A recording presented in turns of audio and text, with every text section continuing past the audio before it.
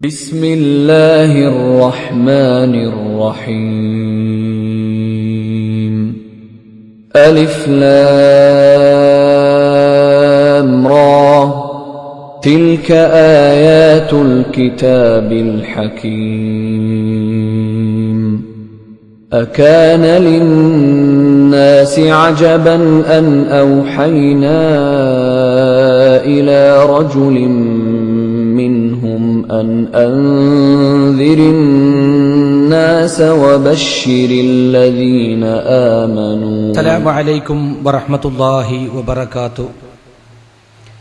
إن الحمد لله نحمده ونستعينه ونستغفره ونعوذ بالله من شرور أنفسنا ومن سيئات أعمالنا. من يهده الله فلا مضل له ومن يضلل فلا هادي له.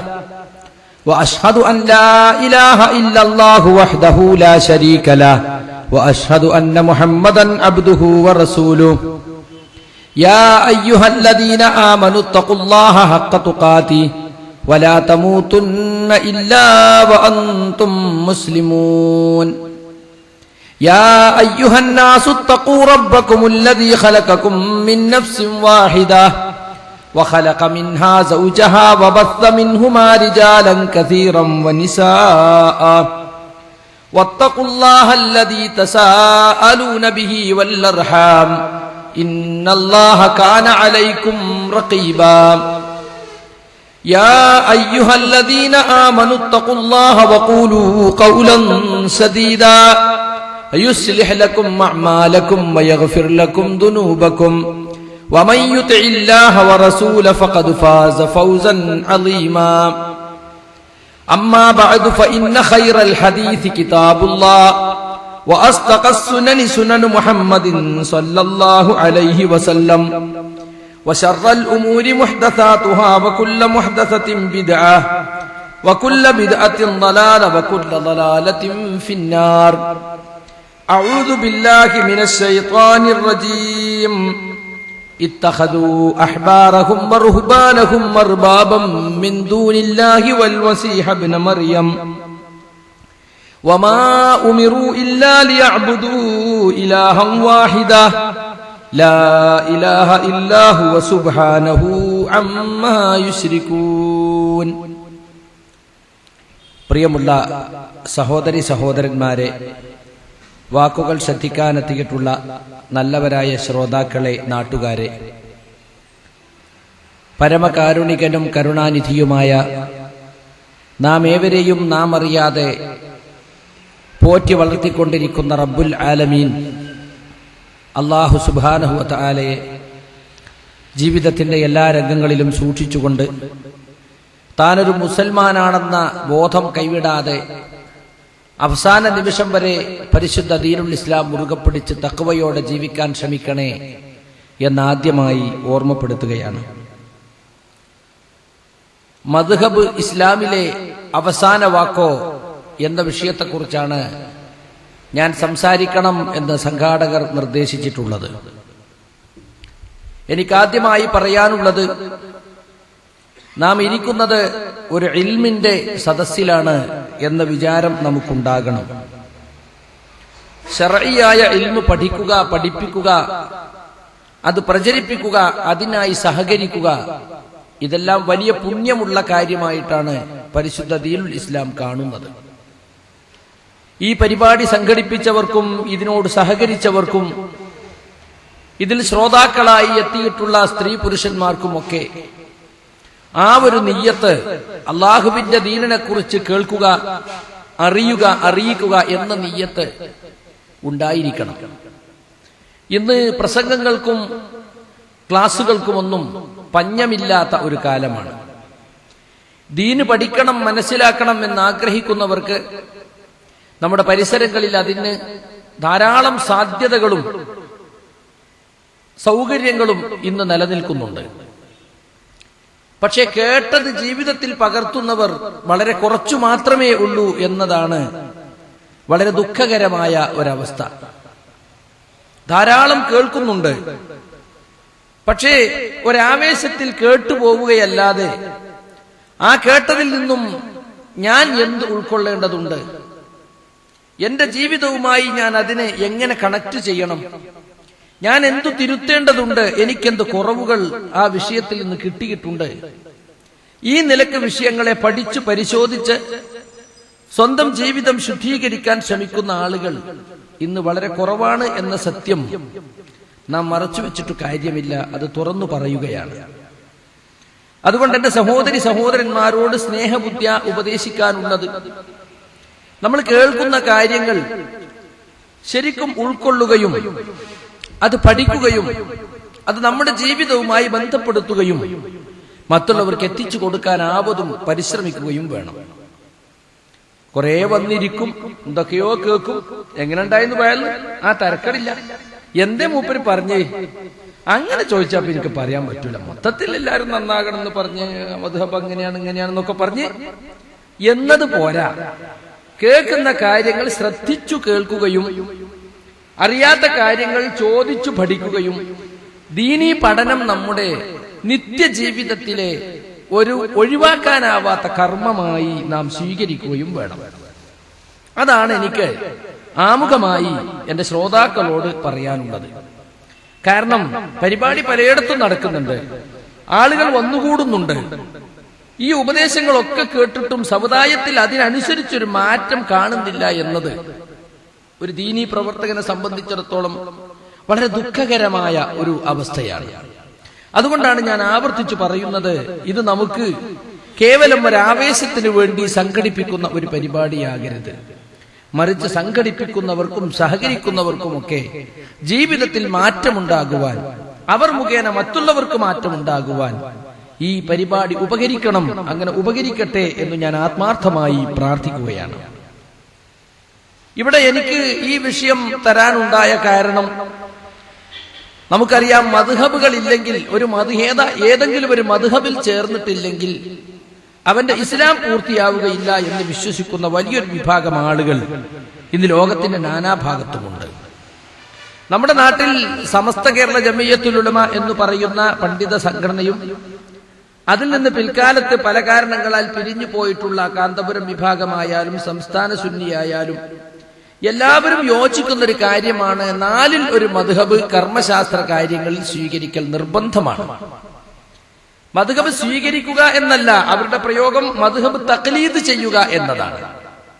എന്താണ് തഖ്ലീദ് എന്ന് പറഞ്ഞാൽ?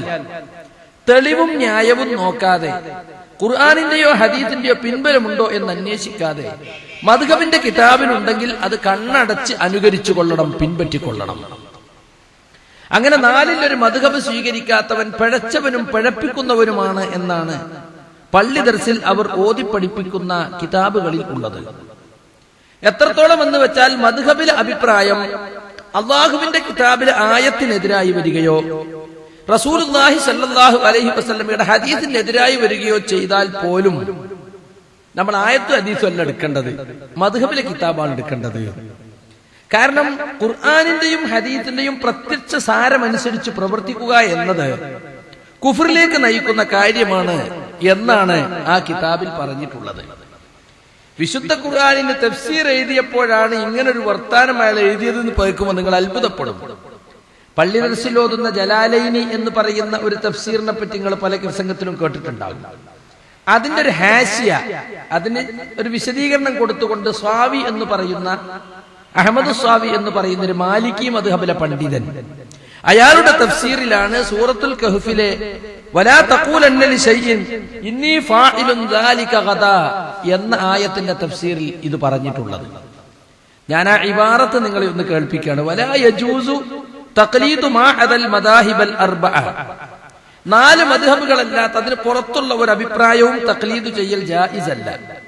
വലൗ വാഫഖ ഖൗല സ്വഹാബത്തി, ആ അഭിപ്രായം 4 മദ്ഹബിന് പുറത്തുള്ള ഒരു അഭിപ്രായം സ്വഹാബത്തിന്റെ ഖൗലിനോട് യോജിച്ചു വന്നാലും, വൽ ഹദീസ് സ്വഹീഹ, സ്വഹീഹായ ഹദീസിനോട് യോജിച്ചു വന്നാലും, വൽ ആയത്ത, ഖുർആനിൽ ആയത്തോട് യോജിച്ചു വന്നാലും ശരി, 4 മദ്ഹബ് അല്ലാത്തതൊന്നും തഖ്ലീദ് ചെയ്യാൻ പാടില്ല.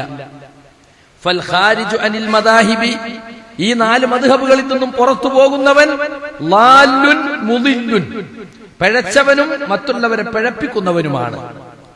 റുബ്ബമാ അദ്ദാഹു ദാലിക ലിൽ കുഫർ, എന്ന് മാത്രമല്ല മദ്ഹബ് വിട്ട് പുറത്തു പോയാൽ അത് കുഫ്റിലേക്ക് എത്തിക്കാനും സാധ്യതയുണ്ട്. കാരണം എന്താ?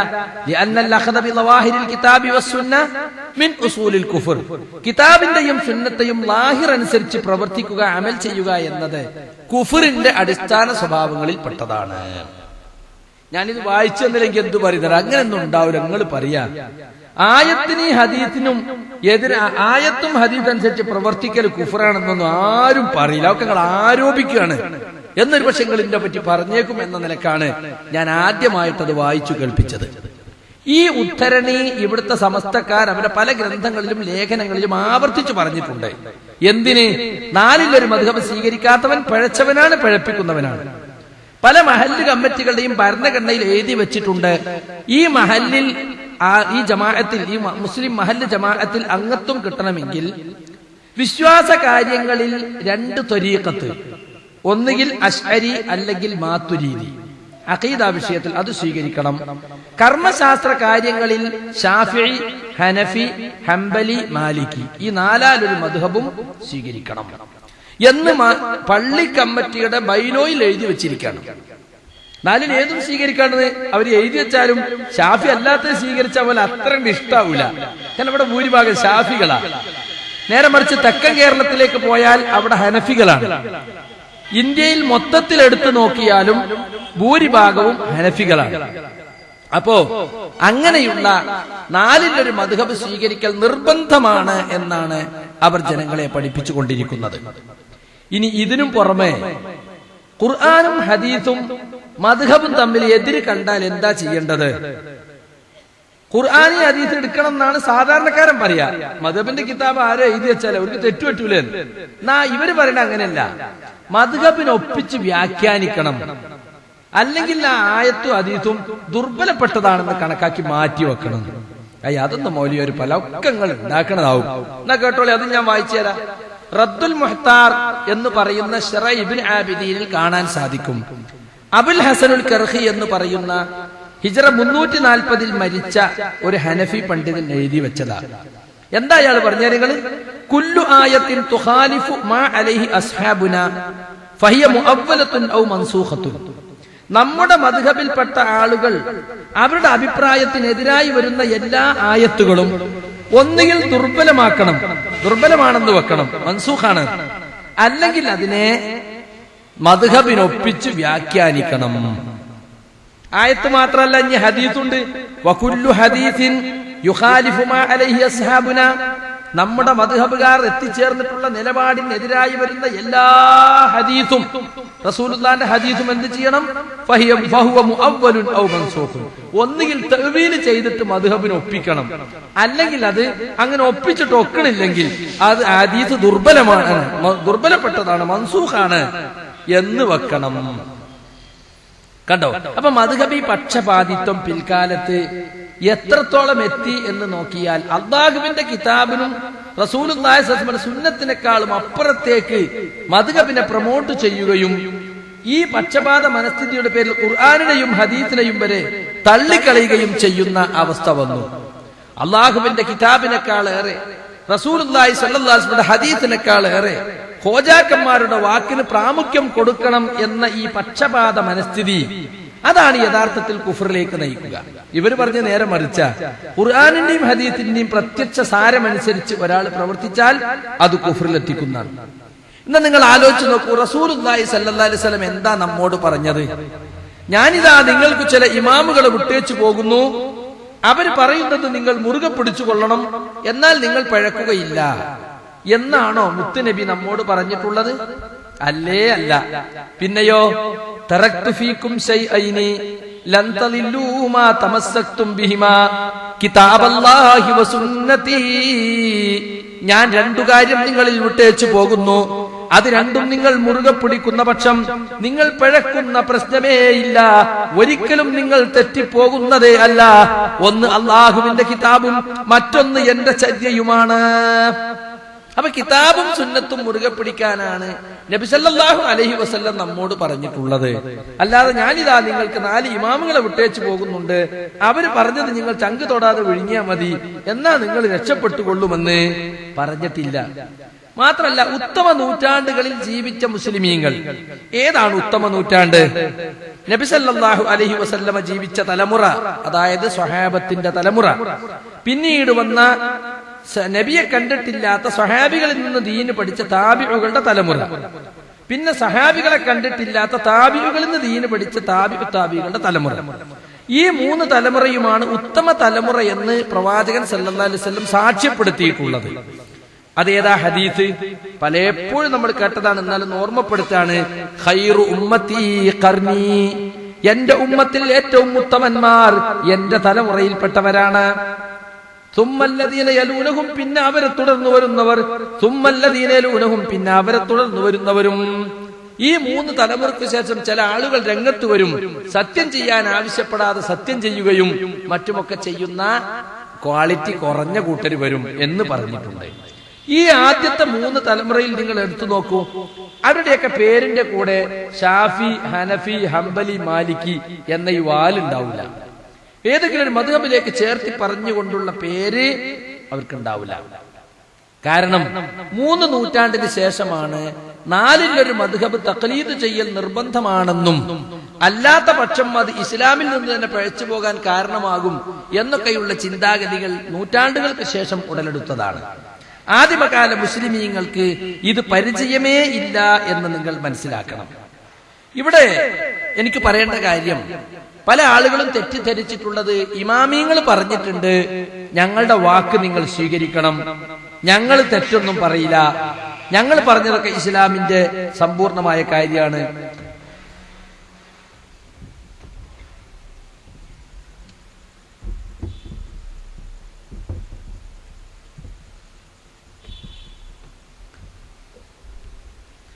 ഞങ്ങൾ പറഞ്ഞിട്ടുള്ളതൊക്കെ ഇസ്ലാമിന്റെ കാര്യമാണ്, ഞങ്ങൾക്ക് അബദ്ധം പറ്റൂല എന്ന് തെളിവൊന്നും നിങ്ങൾ നോക്കണ്ട, ഒക്കെ ഞങ്ങൾ നോക്കിയിട്ടുണ്ടാവും എന്ന് വിചാരിച്ചാൽ മതി എന്നൊക്കെ ഇമാമിങ്ങൾ പറഞ്ഞിട്ടുണ്ട് എന്നാണ് പല സഹോദരങ്ങളും തെറ്റിദ്ധരിച്ചിട്ടുള്ളത്. നിങ്ങൾ ഒന്നാമതായി തിരുത്തേണ്ട ഒരു ധാരണ ഏതാണ്? ഇമാമിങ്ങൾ ആരും തന്നെ സുഹൃത്തുക്കളെ ഒരു മദ്ഹബും ഉണ്ടാക്കിയിട്ടില്ല. ഇമാം ഷാഫി ഉണ്ടാക്കിയ മദ്ഹബല്ല ഷാഫിഈ മദ്ഹബ്. ഇമാം മാലിക് ഉണ്ടാക്കിയ മദ്ഹബല്ല മാലിക്കി മദ്ഹബ്.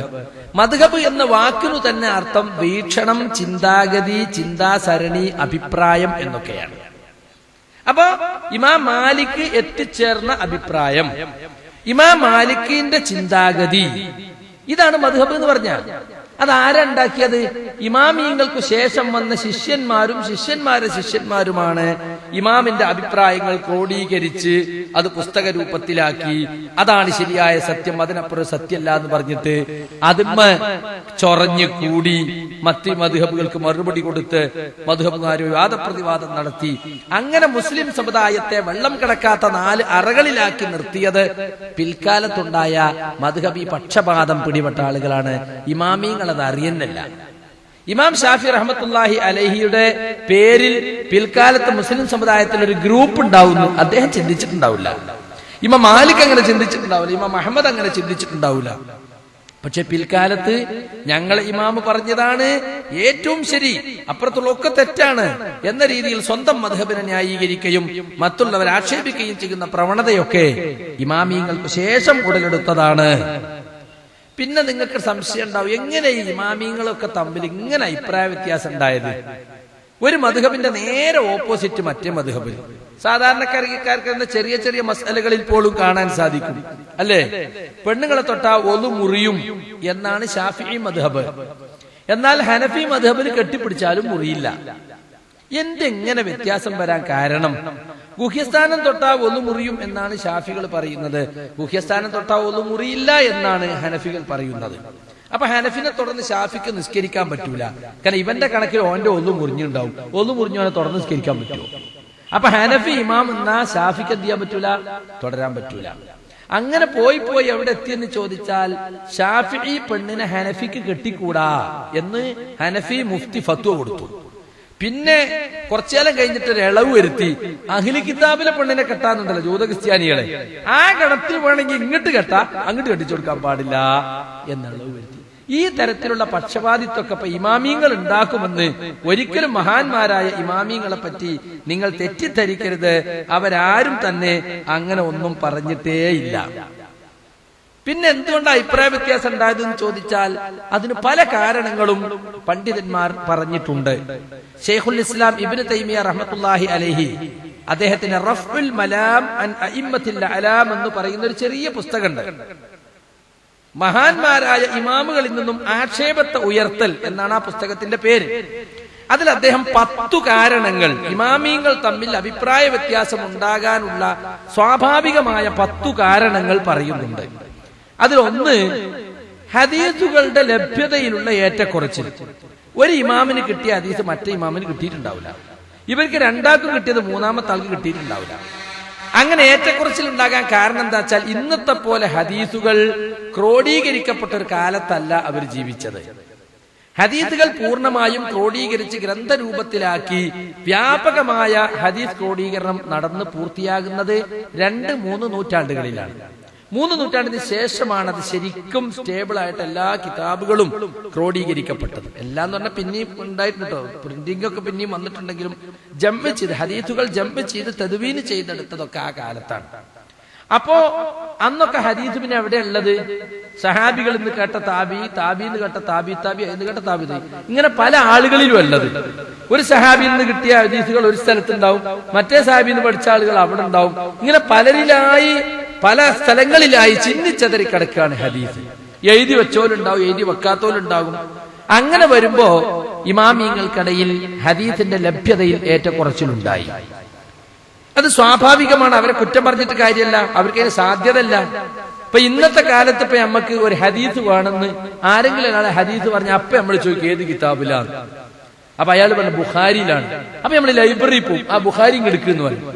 ഏതാ വിഷയം? നിസ്കാരം, കിതാബ് സ്വലാത്ത്, ആ അധ്യായം എടുക്ക്.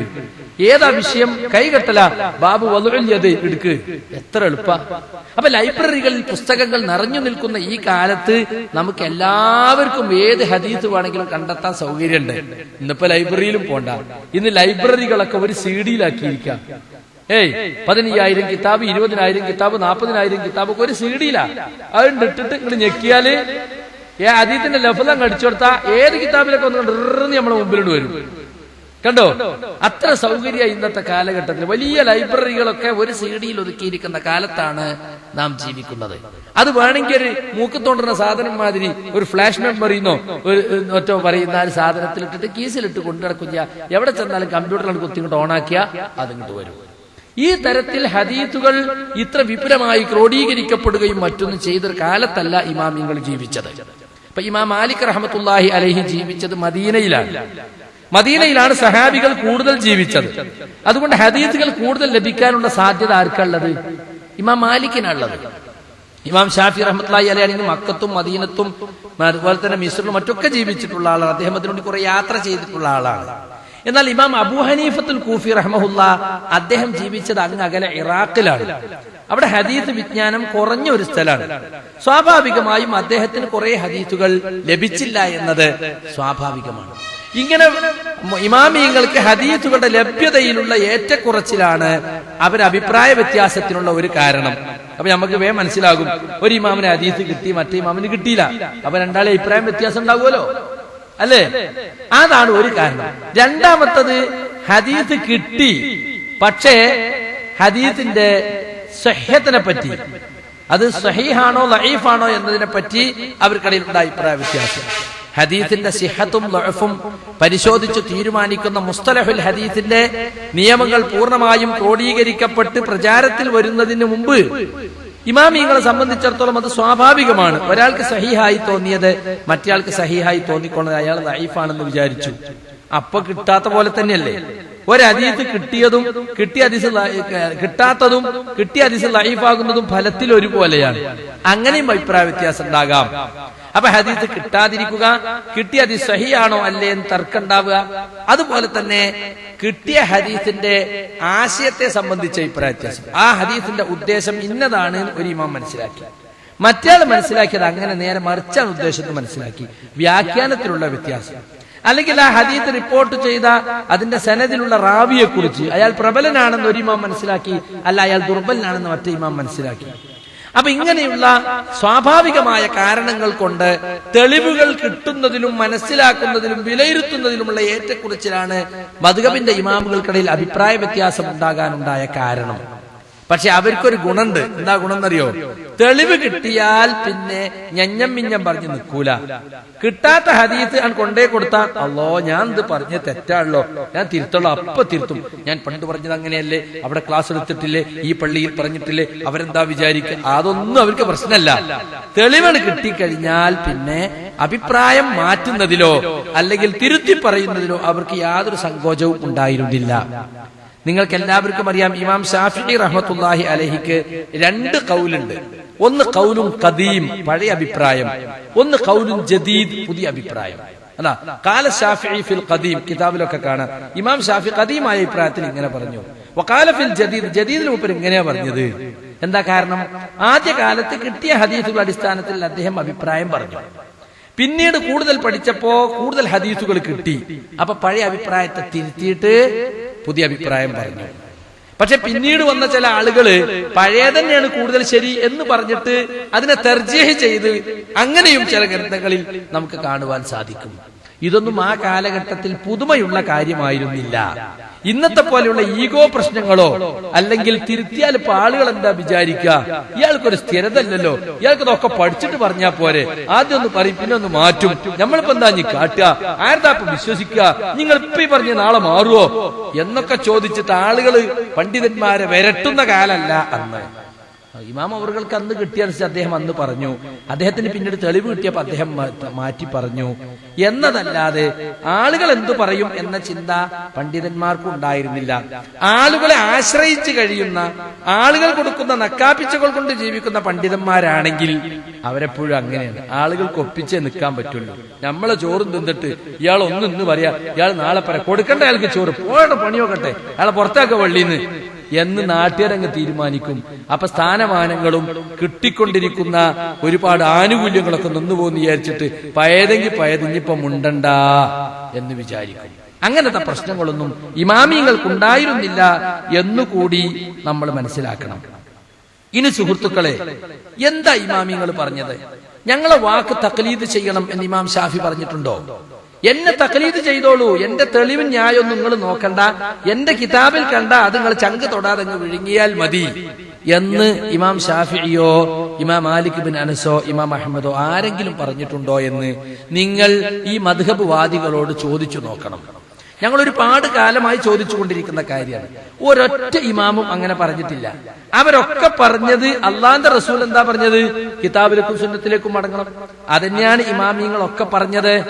ഞങ്ങളുടെ വാക്ക് ദീനിൽ തെളിവാണെന്നോ, ഞങ്ങളുടെ അഭിപ്രായം പ്രമാണമാണെന്നോ, ഞങ്ങൾ തെറ്റുപറ്റാത്ത മഅസൂമുകളാണെന്നോ, അത് മുറുകെ പിടിച്ചാൽ നിങ്ങൾ ഈ സത്യത്തിൽ എത്തിപ്പെട്ടുവെന്നോ ഒരൊറ്റ ഇമാമും പറഞ്ഞിട്ടേ ഇല്ല. നമുക്ക് ഒന്നാമത്തെ ഇമാമായി ഇമാം അബൂ ഹനീഫത്തുൽ കൂഫി റഹ്മഹുല്ലാ അദ്ദേഹം പറഞ്ഞ ചില വാചകങ്ങളൊന്ന് പരിശോധിച്ചു നോക്കുക. അദ്ദേഹം എന്താ പറഞ്ഞത് സുഹൃത്തുക്കളെ? അദ്ദേഹം പറയുന്നു, ഹറാമുൻ അലാ മൻ ലം യഅരിഫ് ദലീലി അൻ യുഫ്തിയ ബികലാമി. കണ്ടോ? എന്റെ തെളിവെന്താണെന്നറിയാത്തവൻ എന്റെ വാക്കുകൊണ്ട് ഫത്വ കൊടുക്കുന്നത് ഹറാമാണ്. ഇമാം അബൂ ഹനീഫ പറഞ്ഞിരിക്കുന്നു എന്ന് പറഞ്ഞിട്ട് നിങ്ങൾ ആരും ഫത്വ കൊടുക്കാൻ നിൽക്കണ്ട. കാരണം എന്റെ വാക്ക് തെളിവല്ല. അതേസമയത്ത് എന്റെ ദലീലെന്താ? ആ വാക്ക് പറയാൻ ഞാൻ അവലംബിച്ച തെളിവെന്താ? ആയത്തെന്താ? ഹദീസെന്താ? അത് നിങ്ങൾക്ക് അറിയോ? നിങ്ങൾ പറഞ്ഞോളി. ഇന്ന ആയത്തിന്റെ അടിസ്ഥാനത്തിൽ അബൂ ഹനീഫ എന്നവർ ഇങ്ങനെ പറഞ്ഞിരിക്കുന്നു, ഇന്ന ഹദീസിന്റെ അടിസ്ഥാനത്തിൽ ഇമാം അബൂ ഹനീഫ ഇങ്ങനെ പറഞ്ഞിരിക്കുന്നു എന്ന് എന്റെ വാക്കും തെളിവും തമ്മിലുള്ള പൊരുത്തം മനസ്സിലാക്കി പറയാൻ കഴിയണമെന്നല്ലാതെ എന്റെ വാക്കുകൊണ്ട് ഫത്വ കൊടുക്കാൻ പാടില്ല. അത് ഹറാമാണ്. ആ വാക്കന്നെ അങ്ങനെ, ഹറാമുൻ അലാമൻ ലം യഅരിഫ് ദലീലി, എന്റെ ദലീല് മനസ്സിലാക്കാത്തവൻ ഹറാമാണ് അൻ യുഫ്തിയ ബികലാമി, എന്റെ വാക്കുകൊണ്ട് ഫത്വ കൊടുക്കൽ. അപ്പൊ എന്റെ വാക്കല്ല തെളിവ്, ഞാൻ അവലംബിച്ച ദലീലേതോ അതാണ് തെളിവ്. അല്ല, അബൂ ഹനീഫ പറഞ്ഞിരിക്കുന്നു എന്ന് പറഞ്ഞാൽ മിണുങ്ങേണ്ട കാര്യമല്ല. ഏതായത്തിന്റെ അടിസ്ഥാനത്തിലാ മൂപ്പരാ പറഞ്ഞ്? തെളിവ് പറഞ്ഞോ മൂപ്പര്? ഇല്ല, തെളിവില്ല. എന്നാ പിന്നെ മൂപ്പരെ പറഞ്ഞത് തെളിവില്ല, നിങ്ങൾ സ്വീകരിക്കേണ്ട. ഖലാസ്, ഇന്നത്തെ ഹനഫികൾ ഇത് സ്വീകരിക്കോ? നിങ്ങളിപ്പോ ഒരു ഹനഫി പള്ളി പോയി നോക്കിയാ നിങ്ങള്, നമ്മള് വലല്ലാലിയും കഴിഞ്ഞ ആമീന്ന് പറയും. ഇപ്പൊ ബാംഗ്ലൂരോ മൈസൂരൊക്കെ പോയപ്പോ നമ്മള് കേടിയും ചിലപ്പോ നമ്മൾ ഒറ്റക്ക് ഉണ്ടാവും. കേരളത്തിൽ നിന്ന 4 ആൾ മാത്രം ഉറക്കൻ ആമീൻ പറയും. നിൽക്കാരം കഴിഞ്ഞ പോലെ ഇങ്ങനെ നോക്കും, ഏതാ 2 ഷാഫികൾ കെടിഞ്ഞ ഇവിടെ എന്ന് തോന്നും. മാത്രല്ല നിങ്ങൾ കുറച്ചാള് സംഘടിച്ചിട്ട് 25 ആള് നിത്യം അവിടെ പോയിട്ട് ഉറക്കൻ ആമീൻ പറഞ്ഞ നമുക്ക് എന്ന് പറഞ്ഞ ഒരു മീറ്റിംഗ് കൂടും. ഇത് ഹനഫി പള്ളിയാണ്, ഇവിടെ ആമീൻ പറഞ്ഞ് ശല്യം ഉണ്ടാക്കരുത് കണ്ട് അല്ലാത്തത് ഇവിടെ നിൽക്കരിക്കാൻ പറ്റാണ്ട് ഒരു നോട്ടീസ് ഇറക്കും വേണമെങ്കിൽ. അപ്പൊ വളരെ വ്യക്തമായിട്ട് നമ്മൾ അവർക്ക് കാണിച്ചു കൊടുക്കാണ്. അള്ളാന്റെ റസൂല് പറഞ്ഞിട്ടുണ്ട്, ഇദാ അമ്മനൽ ഇമാമു ഫഅമ്മിനു, ആ ഇമാം ആമീൻ പറഞ്ഞാൽ ഞങ്ങളും ആമീൻ പറയണം. വമൻ വാഫഖ തഅ്മീനുഹു തഅ്മീനൽ മലായിക ഗുഫിറ ലഹു മാ തഖദ്ദമ മിൻ ദംബിഹി. ഇമാം ആമീൻ പറയുമ്പോൾ മലക്കുകളും അതിനൊപ്പം ആമീൻ പറയുന്നുണ്ട്. മലക്കളുടെ ആമീനോട് നിങ്ങളുടെ ആമീൻ യോജിച്ചു വന്ന ഞങ്ങളെ പാപങ്ങൾ പൊറുക്കും. സഹാബികൾ ആമീൻ എന്ന ഒച്ചത്തിൽ പറഞ്ഞിട്ട് പള്ളി കിടുങ്ങുമായിരുന്നു, പള്ളി പ്രകമ്പനം കൊള്ളുമായിരുന്നു. ഈ ഹദീസൊക്കെ പാടെടുത്ത് നമ്മള് ആ ഹനഫി പള്ളിയിലെ ഉസ്താദിന്റെ അടുത്ത് പോയിട്ട്, ഉസ്താദെ റസൂലുള്ളാന്റെ ഹദീസ് ഇങ്ങനെയാണല്ലോ, ഇവിടെ നമ്മൾ ആമീൻ പറയുമ്പോ നമ്മളെ കണ്ണുറുക്കി നോക്കുന്നല്ലോ, ഇങ്ങനെ ഒച്ചക്ക് ആമീൻ പറയാൻ പാടില്ല എന്ന് പറയില്ല, റസൂലിന്റെ ഹദീസിനെതിരല്ലേ അതെന്ന് ചോദിച്ചാൽ ഹദീസൊന്നും ഞമ്മക്ക് കണ്ട നമ്മൾ അനപ്പികളാ. അനപ്പിയിൽ ഇങ്ങനെ നടക്കൂ നോക്കിങ്ങള്. അതുകൊണ്ടാണ് ഉമർ മൗലവി റഹിമഹുല്ല പറഞ്ഞത്, മദ്ഹബുകാരെ നിങ്ങളെ ഷഹാദത്ത് കലിമ മാറ്റണം. അശ്ഹദു അന്ന മുഹമ്മദ് റസൂലുള്ളാഹ് എന്നത് മാറ്റിയിട്ട് അശ്ഹദു അന്ന അബൂ ഹനീഫത്ത് റസൂലുള്ളാഹ്, അശ്ഹദു അന്ന മുഹമ്മദ് ഇബ്നു ഇദ്രീസ് ശാഫി റസൂലുള്ളാഹ് എന്ന് ആക്കണടോ നിങ്ങളെ ഷഹാദത്ത് എന്ന് ബഹുമാന്യനായിരുന്ന ഉമർ മൗലവി റഹിമഹുല്ല പറഞ്ഞതാണ്. റസൂലുള്ളാഹി സ്വല്ലല്ലാഹു അലൈഹി വസല്ലമയുടെ ഹദീസ് അങ്ങ് തൊട്ട് കാണിച്ചു കൊടുത്താൽ പോലും തിരുത്താൻ തയ്യാറില്ല. അത് മാത്രല്ല, നിങ്ങൾ നോക്ക്, അത് ഇപ്പൊ ഇവിടെയാണെങ്കിൽ നമ്മള് ബിസ്മി പതുക്കെ ചെല്ലിയാല് ബിസ്മി കട്ടൂന്ന ഇപ്പൊ പേരോട് നാദാപുരത്ത് വന്നിട്ട് മോനെ മുസാഹിബ് എടുക്ക് തുറക്ക് തുറന്ന് ആദ്യത്തെ നോദിക്കാം ബിസ്മില്ലാഹിർ റഹ്മാനിർ റഹീം അൽഹംദുലില്ലാഹ്. കണ്ടോ, ഫാത്തിഹയിൽ ബിസ്മി ഉണ്ട്, ഖുർആനില്. വഹാബിന്റെ പള്ളിയിൽ പോയി നോക്ക്, ബിസ്മില്ലാ അൽഹംദുലില്ലാഹി റബ്ബിൽ ആലമീൻ. അപ്പൊ ബിസ്മി കട്ടു. സാധാരണക്കാരെ തെറ്റിദ്ധരിപ്പിക്കുക, ബിസ്മി മെല്ലെ ഓതുകയാണ്. പക്ഷെ ഇതേ പേരോട് തെക്കൻ കേരളത്തിൽ പ്രസംഗിക്കാൻ പോയാൽ അവിടെ മൂപ്പരെ സപ്പോർട്ട് ചെയ്യുന്നത് ഹനഫി സുന്നികളാ. അവർക്ക് വേണ്ടി ഒരു ബുക്കന്നെ ഇറക്കുന്നുണ്ട്, കിതാബുൽ ഫിഖ്ഹ് ഹനഫി. ഇവിടെ മലബാറിൽ പഠിപ്പിക്കൽ ഷാഫി, തെക്കൻ കേരളത്തിലേക്ക് ഹനഫി. അവിടുത്തെ ഫിക്കും ഇവിടുത്തെ ഫിക്കും വലിയ വ്യത്യാസമുണ്ട്. അപ്പൊ ഹനഫി എന്ന നിലക്ക് നിങ്ങൾ ബിസ്മി പതുക്കെ ഓതിയാൽ അവർക്ക് ഒരു പരാതിയില്ല. പക്ഷെ നിങ്ങൾ സലഫി എന്ന നിലക്ക് ഓതിയാലോ നിങ്ങളെ വിടൂല. വേറൊരു ഉദാഹരണം പറഞ്ഞ് ഞങ്ങൾക്ക് ഒന്നുകൂടി മനസ്സിലാവും. കുറച്ചാളുകൾ വന്നിട്ട് ഷാഫി പള്ളിയിൽ വന്നിട്ട് സുബഹി നിസ്കരിച്ചു. അപ്പൊ ജമാഅത്ത് കഴിഞ്ഞിട്ട് ഓല് യാത്രക്കാർ വേറൊരു ജമാഅത്തായി നിസ്കരിച്ചു. അപ്പൊ പള്ളി കമ്മിറ്റിയും കാരണന്മാരൊക്കെ അങ്ങനെ നോക്കി, ഇവര് കുനൂത്ത് ഓതുന്നുണ്ടോ ഇല്ലേ, ഓതുന്നില്ല. ഇതേതാടാ കുനൂത്തില്ലാത്തൊരു കൂട്ടര്? അങ്ങനെ നിസ്കാരം കഴിഞ്ഞ് നിങ്ങൾ എവിടുന്നാണ്? ഞങ്ങൾ ഇങ്ങനെ തലശ്ശേരി എന്നാണ്. എന്താ നിങ്ങൾ കുനൂത്ത് ഓതാഞ്ഞ്? ഞങ്ങളെ സെലഫിയല്ല, ഞങ്ങളെ കുനൂത്തോതല്ല. നിങ്ങളെ സെലഫി കലഫിക്ക് ഇപ്പൊ പള്ളിയില്ല, വേറെ പള്ളി ഭയങ്കര ബഹളായി. അതേ സമയത്ത് നിങ്ങൾ പറയുകയാണ് ഞങ്ങൾ കോട്ടയത്ത് നിന്ന് വരികയാണ്, ഞങ്ങൾ അനഫി മദ്ഹബാണ്. എന്നാ ചായ കുടിച്ചിട്ട് പോകാം. എവിടുന്ന ഇവിടെ ചായ കിട്ടുകൊണ്ട് പോരി. സണ്ടു ഒരേ സംഗതിയാ. അവര് കുനൂത്ത് ഓതിയില്ല ഹനഫികളായതുകൊണ്ട്, നമ്മൾ സെലഫികളായതുകൊണ്ട് ഓതിയില്ല. ഹനഫികളായതുകൊണ്ട് ഓതിയില്ല എന്ന് പറഞ്ഞപ്പോ നല്ല തക്കാരം, സെലഫികളായതുകൊണ്ട് ഓതിയില്ല എന്ന പാട്ട് നോക്കിങ്ങള്. ഇതാണ് മദ്ഹബി പക്ഷപാതിത്വം എന്ന് ഞാൻ പറഞ്ഞത്. നമ്മൾ അവർക്ക് ഹദീസ് കൊണ്ടുപോയി കാണിച്ചു കൊടുക്കാണ്. അള്ളാഹുവിന്റെ റസൂലിന്റെ സഹാബിനോട് ചോദിക്കാണ്, അല്ല നിങ്ങൾ റസൂലുള്ളാഹി സ്വല്ലല്ലാഹു അലൈഹി വസല്ലം പിന്നെ നിസ്കരിച്ചിട്ടുണ്ടല്ലോ, അവിടുന്ന് സുബഹിക്ക് മാത്രം ഒരു കുനൂത്ത് ഓതീനോ? നിങ്ങൾ അബൂബക്കർ സിദ്ദീഖിന്റെ പിന്നെ നിസ്കരിച്ചിട്ടുണ്ടല്ലോ. ഉമർ ഖത്താബ് ഇങ്ങനെ ചോദിക്കാണ്. മോൻ ചോദിക്കുക ഉപ്പാനോട്, സഹാബിയായ ഉപ്പാനോട് ചോദിക്കുക. അപ്പോ ബാപ്പെന്താ പറഞ്ഞു, ഐ ബുനയ്യ മുഹദത്തുൻ, കുഞ്ഞു മോനെ, അവരാരും ഫജ്റിൽ പ്രത്യേക ഒരു കുനൂത്ത് ഓതിയുന്നില്ല, അത് പുതുനിർമ്മിതമാണ്, ബിദഅത്താണ് മോനെ.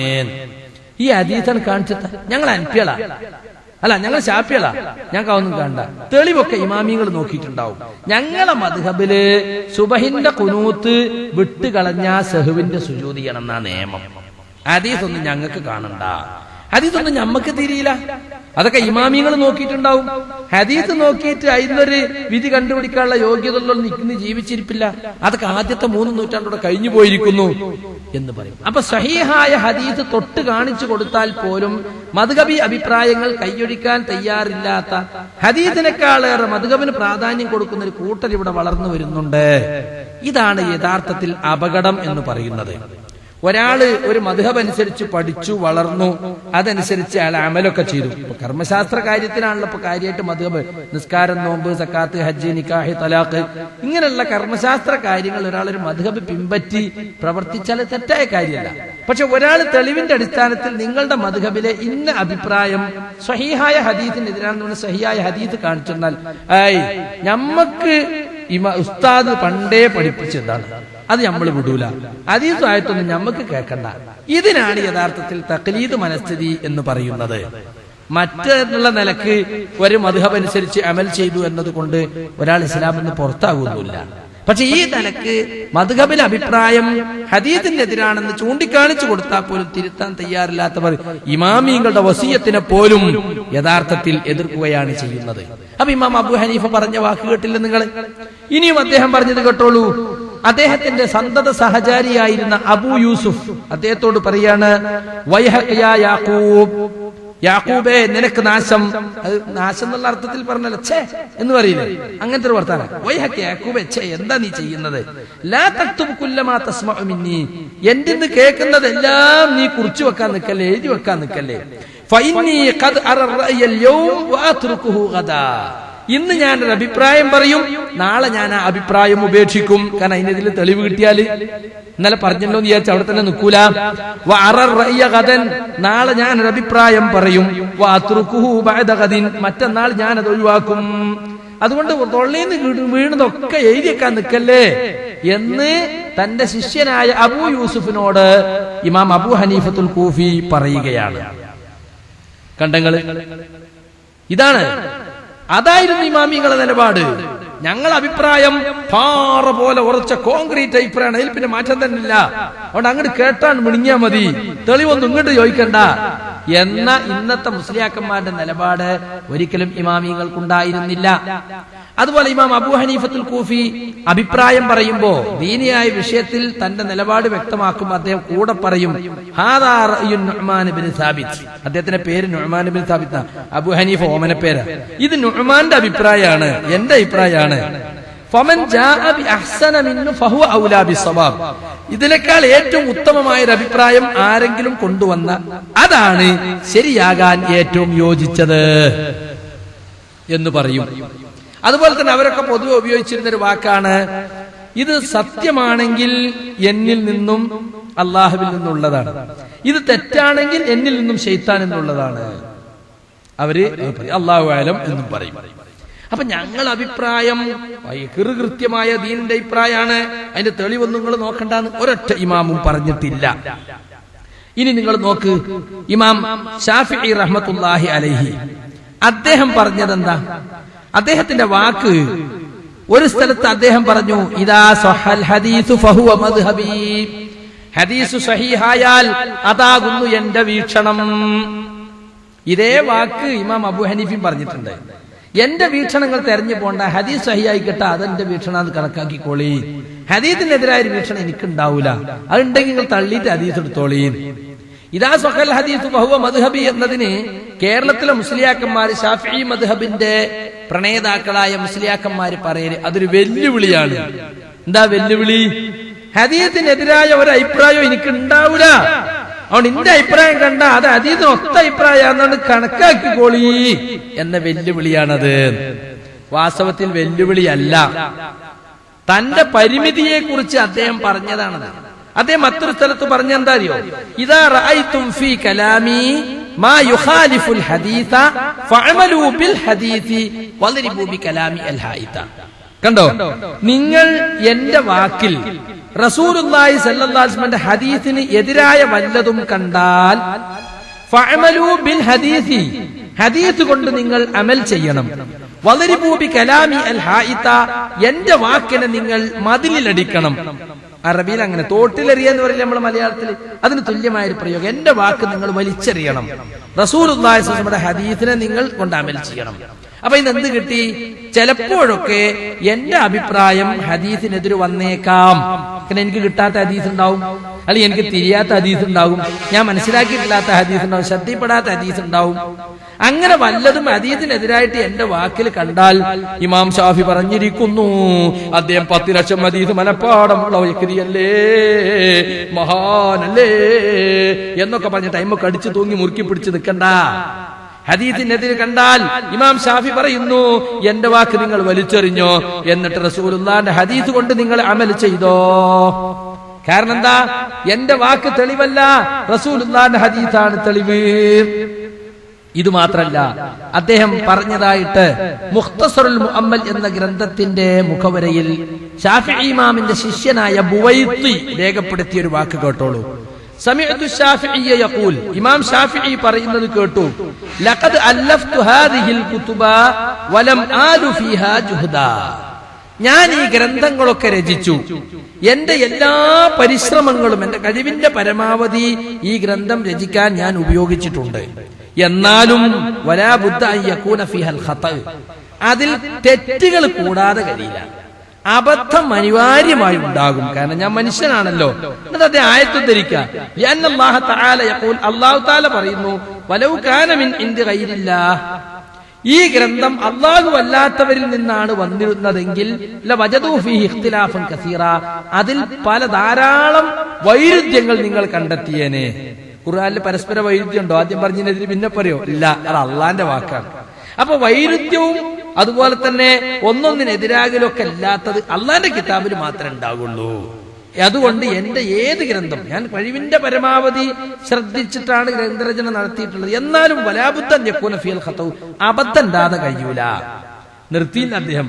ഫമാ വജത്തും ഫീ കിതാബി ഹാദാ യുഖാലിഫുൽ കിതാബ വസ്സുന്ന, അതുകൊണ്ട് എന്റെ ഈ ഗ്രന്ഥത്തിൽ അല്ലാഹുവിന്റെ കിതാബിനും റസൂലിന്റെ സുന്നത്തിനും എതിരായി വല്ലതും നിങ്ങൾ കണ്ടാൽ ഫഖദ് റജഅതു അൻഹു, അതിൽ നിന്ന് ഞാൻ മടങ്ങി എന്ന് നിങ്ങൾ മനസ്സിലാക്കണം. വഇൻ കുന്തു ഖദ് ബലീതു ഫീ ഖബരി, ഞാൻ എന്റെ ഖബറിൽ ദ്രവിച്ചു പോയിട്ടുണ്ടെങ്കിലും ശരി, ഞാൻ മരിച്ചു പോയിട്ട് ഖബറിലൊക്കെ ദ്രവിച്ച് കാലം കഴിഞ്ഞിട്ടാണ് എന്റെ കിതാബ് മറിച്ചു നോക്കുമ്പോ അള്ളാന്റെ കിതാബിനെതിരായിട്ട് റസൂലുള്ളാഹി സ്വല്ലല്ലാഹു അലൈഹി വസല്ലം സുന്നത്തിനെതിരായിട്ട് വാക്കുകളിൽ കണ്ടത്. മഹാനവറുകൾ മരിച്ചു പോയില്ലേ, മഹാനവറുകൾക്ക് തെറ്റുപറ്റി എന്ന് പറഞ്ഞാൽ മഹാനവറുകളോടുള്ള ബഹുമാനക്കുറവല്ലേ, അവരെ ഇടിച്ചു താഴ്ത്തലല്ലേ, അവരെ കൊച്ചാക്കലല്ലേ, ഈ അറിവില്ലാത്ത ഞാൻ എങ്ങനെ ഓർക്ക് തെറ്റുപറ്റി എന്ന് പറയും എന്നൊക്കെ പറഞ്ഞിട്ട് ആ തെറ്റായ അഭിപ്രായത്തിൽ കടിച്ചു തൂങ്ങി മർക്കട മുട്ടി കാണിക്കണ്ട. ഞാൻ അതിൽ നിന്ന് മടങ്ങിയെന്ന് നിങ്ങൾ കണക്കാക്കണം. എന്താണ് ആ വാക്ക്? ഒന്നുകൂടി നിങ്ങൾ കേട്ടോളൂ.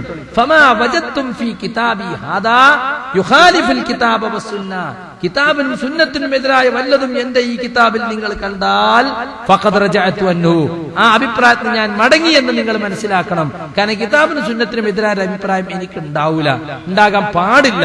ഉണ്ടെങ്കിൽ അത് എന്റെ തെറ്റാണ്, ഞാൻ ഖബറിൽ ദ്രവിച്ചു പോയിട്ടുണ്ടെങ്കിലും ശരി. നോക്കൂ നിങ്ങൾ, ഇമാമിങ്ങൾ നമ്മൾ ആരും കുറ്റം പറയില്ല, പറഞ്ഞിട്ടില്ല, പറയാൻ നമ്മൾ ആളുമല്ല. പക്ഷെ ഇമാമിങ്ങൾക്ക് എന്തെങ്കിലും അബദ്ധം പറ്റിയിട്ടുണ്ട്, മദ്ഹബിൽ ചില പിൽക്കാല പണ്ഡിതന്മാർക്ക് ചില തെറ്റ് പറ്റിയിട്ടുണ്ടെന്ന് പറഞ്ഞാൽ അപ്പോ കണ്ടോ ഇമാമിങ്ങളെ ഈ കഴുത്തുന്നത് കണ്ടോ, ഇമാമിങ്ങളെ കൊച്ചാക്കുന്നത് കണ്ടോ, മഹാന്മാരായ ഇമാമിങ്ങളെ കുറ്റം പറയുന്നത് കണ്ടോ, ഇമാമിന് തെറ്റ് പറ്റിയെന്നാ പറയണത്, എന്നിട്ട് ഇടവണ്ണ പഠിച്ച ബനാണത്രേ ഹദീസ് കിട്ടിയത് എന്നും പറഞ്ഞിട്ട് അങ്ങോട്ട് ചേറും. അപ്പൊ ജനങ്ങൾ എന്ത് വിചാരിക്കും? നേരിക്കും. നമ്മൾ എന്തേ പറഞ്ഞിട്ടുള്ളൂ? ഇമാം ഒരു മനുഷ്യനാണ്, അദ്ദേഹത്തിന് തെറ്റ് പറ്റിയതുണ്ട്, അദ്ദേഹത്തോടുള്ള എല്ലാ ബഹുമാനവും നിലനിർത്തിക്കൊണ്ട് ആ അഭിപ്രായം നമ്മൾ എടുക്കണ്ട. അത് ഇമാം നമ്മളോട് പറഞ്ഞിട്ടില്ല. ഇമാം പറഞ്ഞ കിതാബിനും സുന്നത്തിനെതിരായിട്ട് നിങ്ങൾ വല്ലതും കണ്ടാല് കിതാബും സുന്നത്തോടത്തോളം ഇന്റെ അഭിപ്രായം മാറ്റിച്ചാളീ എന്നാ പറഞ്ഞിട്ടുള്ളത്. ഇനി അദ്ദേഹത്തിന്റെ മറ്റൊരു ശിഷ്യനായ യഹ്യൽ മുസ്നി അദ്ദേഹത്തിന്റെ മുഖ്തസറുൽ മുസ്നിയിൽ എഴുതുകയാണ്. قال അബൂ ഇബ്രാഹിം ഇസ്മാഈൽ ഇബ്നു യഹ്യൽ മുസ്നിയു റഹിമഹുല്ലാഹ്, മുസ്നി പറയാണ്, ഇഖ്തസർതു ഹാദൽ കിതാബ മിൻ ഇൽമി മുഹമ്മദ് ഇബ്നു ഇദ്രീസ് ശാഫിഈ റഹിമഹുല്ലാഹ്, ഞാൻ ഈ ഗ്രന്ഥം ചുരുക്കി എടുത്തിട്ടുള്ളത് ഇമാം ഷാഫി റഹ്മത്തുള്ളാഹി അലൈഹിയുടെ വിജ്ഞാനത്തിൽ നിന്നാണ്. വമിൻ മഅനാ ഖൗലിഹി, അദ്ദേഹത്തിന്റെ വാക്കുകളുടെ ആശയത്തിൽ നിന്നുമാണ്. എന്തിനു വേണ്ടി? ലി ഉഖർരിബഹു അലാ മൻ അറാദഹു, അദ്ദേഹത്തിന് ഇമാം ഷാഫിയുടെ വിജ്ഞാനം ആരെങ്കിലും കരസ്ഥമാക്കണം എന്നുദ്ദേശിക്കുന്നവർക്ക് എളുപ്പമാക്കാൻ വേണ്ടി അദ്ദേഹത്തിന്റെ വാക്കുകളൊക്കെ അതിനെ ക്രോഡീകരിച്ച് ചുരുക്കി എഴുതിയതാണ് ഈ പുസ്തകം. ഇതോടൊപ്പം ഞാൻ ഈ പുസ്തകം വായിക്കുന്നവരെ അറിയിക്കുന്നു, അദ്ദേഹം വിരോധിച്ചിട്ടുണ്ട് എന്ന കാര്യം. എന്ത്? അൻ തഖ്ലീദിഹി വ തഖ്ലീദി ഗൈരിഹി, അദ്ദേഹത്തെയോ അദ്ദേഹം അല്ലാത്ത മറ്റാരെങ്കിലുമോ തഖ്ലീദ് ചെയ്യാൻ പാടില്ല, തെളിവ് നോക്കാതെ അന്ധമായി അനുകരിക്കാൻ പാടില്ല എന്ന് അദ്ദേഹം വിരോധിച്ചു പറഞ്ഞിട്ടുണ്ട്. ആ കാര്യം ഞാൻ ഈ വായനക്കാരെ അറിയിക്കുന്നു. കണ്ടങ്ങള് തന്റെ ദീനിന്റെ കാര്യത്തിൽ അയാൾ ചിന്തിക്കാൻ വേണ്ടി, സ്വന്തം കാര്യത്തിൽ അയാൾ സൂക്ഷ്മത കൈക്കൊള്ളാൻ വേണ്ടി. കണ്ടോ, ഇമാം ഷാഫി പറഞ്ഞിരിക്കുന്നു എന്നിട്ട് തഖ്ലീദ് ചെയ്യാൻ പാടില്ല എന്ന് അദ്ദേഹത്തിന് ശിഷ്യൻ ഗ്രന്ഥത്തിൽ എഴുതി വെക്കുകയാണ്. ഇത് പറയുമ്പോഴാണ് നമ്മളെ ചില മദ്ഹബിന്റെ ന്യായീകരിക്കുന്ന ചില ആളുകൾ പറയുന്നത്, ഇമാമിയങ്ങൾ ഇതൊക്കെ പറഞ്ഞത് ശിഷ്യന്മാരോട് സ്വകാര്യം പറഞ്ഞതാണ്. എന്തിന്? അവർ നല്ലോണം പഠിച്ചു വളർന്നു വലുതാകാൻ വേണ്ടി. ഏതുപോലെ ഇപ്പൊ ഉസ്താദന്മാര് ശിഷ്യന്മാരോട് പറയില്ലേ, എടാ ഞാൻ പറഞ്ഞ മാത്രം മുണങ്ങി നടക്കണ്ട, വേറെയൊക്കെ കുറച്ച് പഠിച്ചോണ്ടു എന്ന് പറയില്ലേ, അതുപോലെ പറഞ്ഞതാണ്, സ്വകാര്യം പറഞ്ഞതാണ്. അതൊന്നും പൊതുജനങ്ങളോട് പറഞ്ഞതല്ല.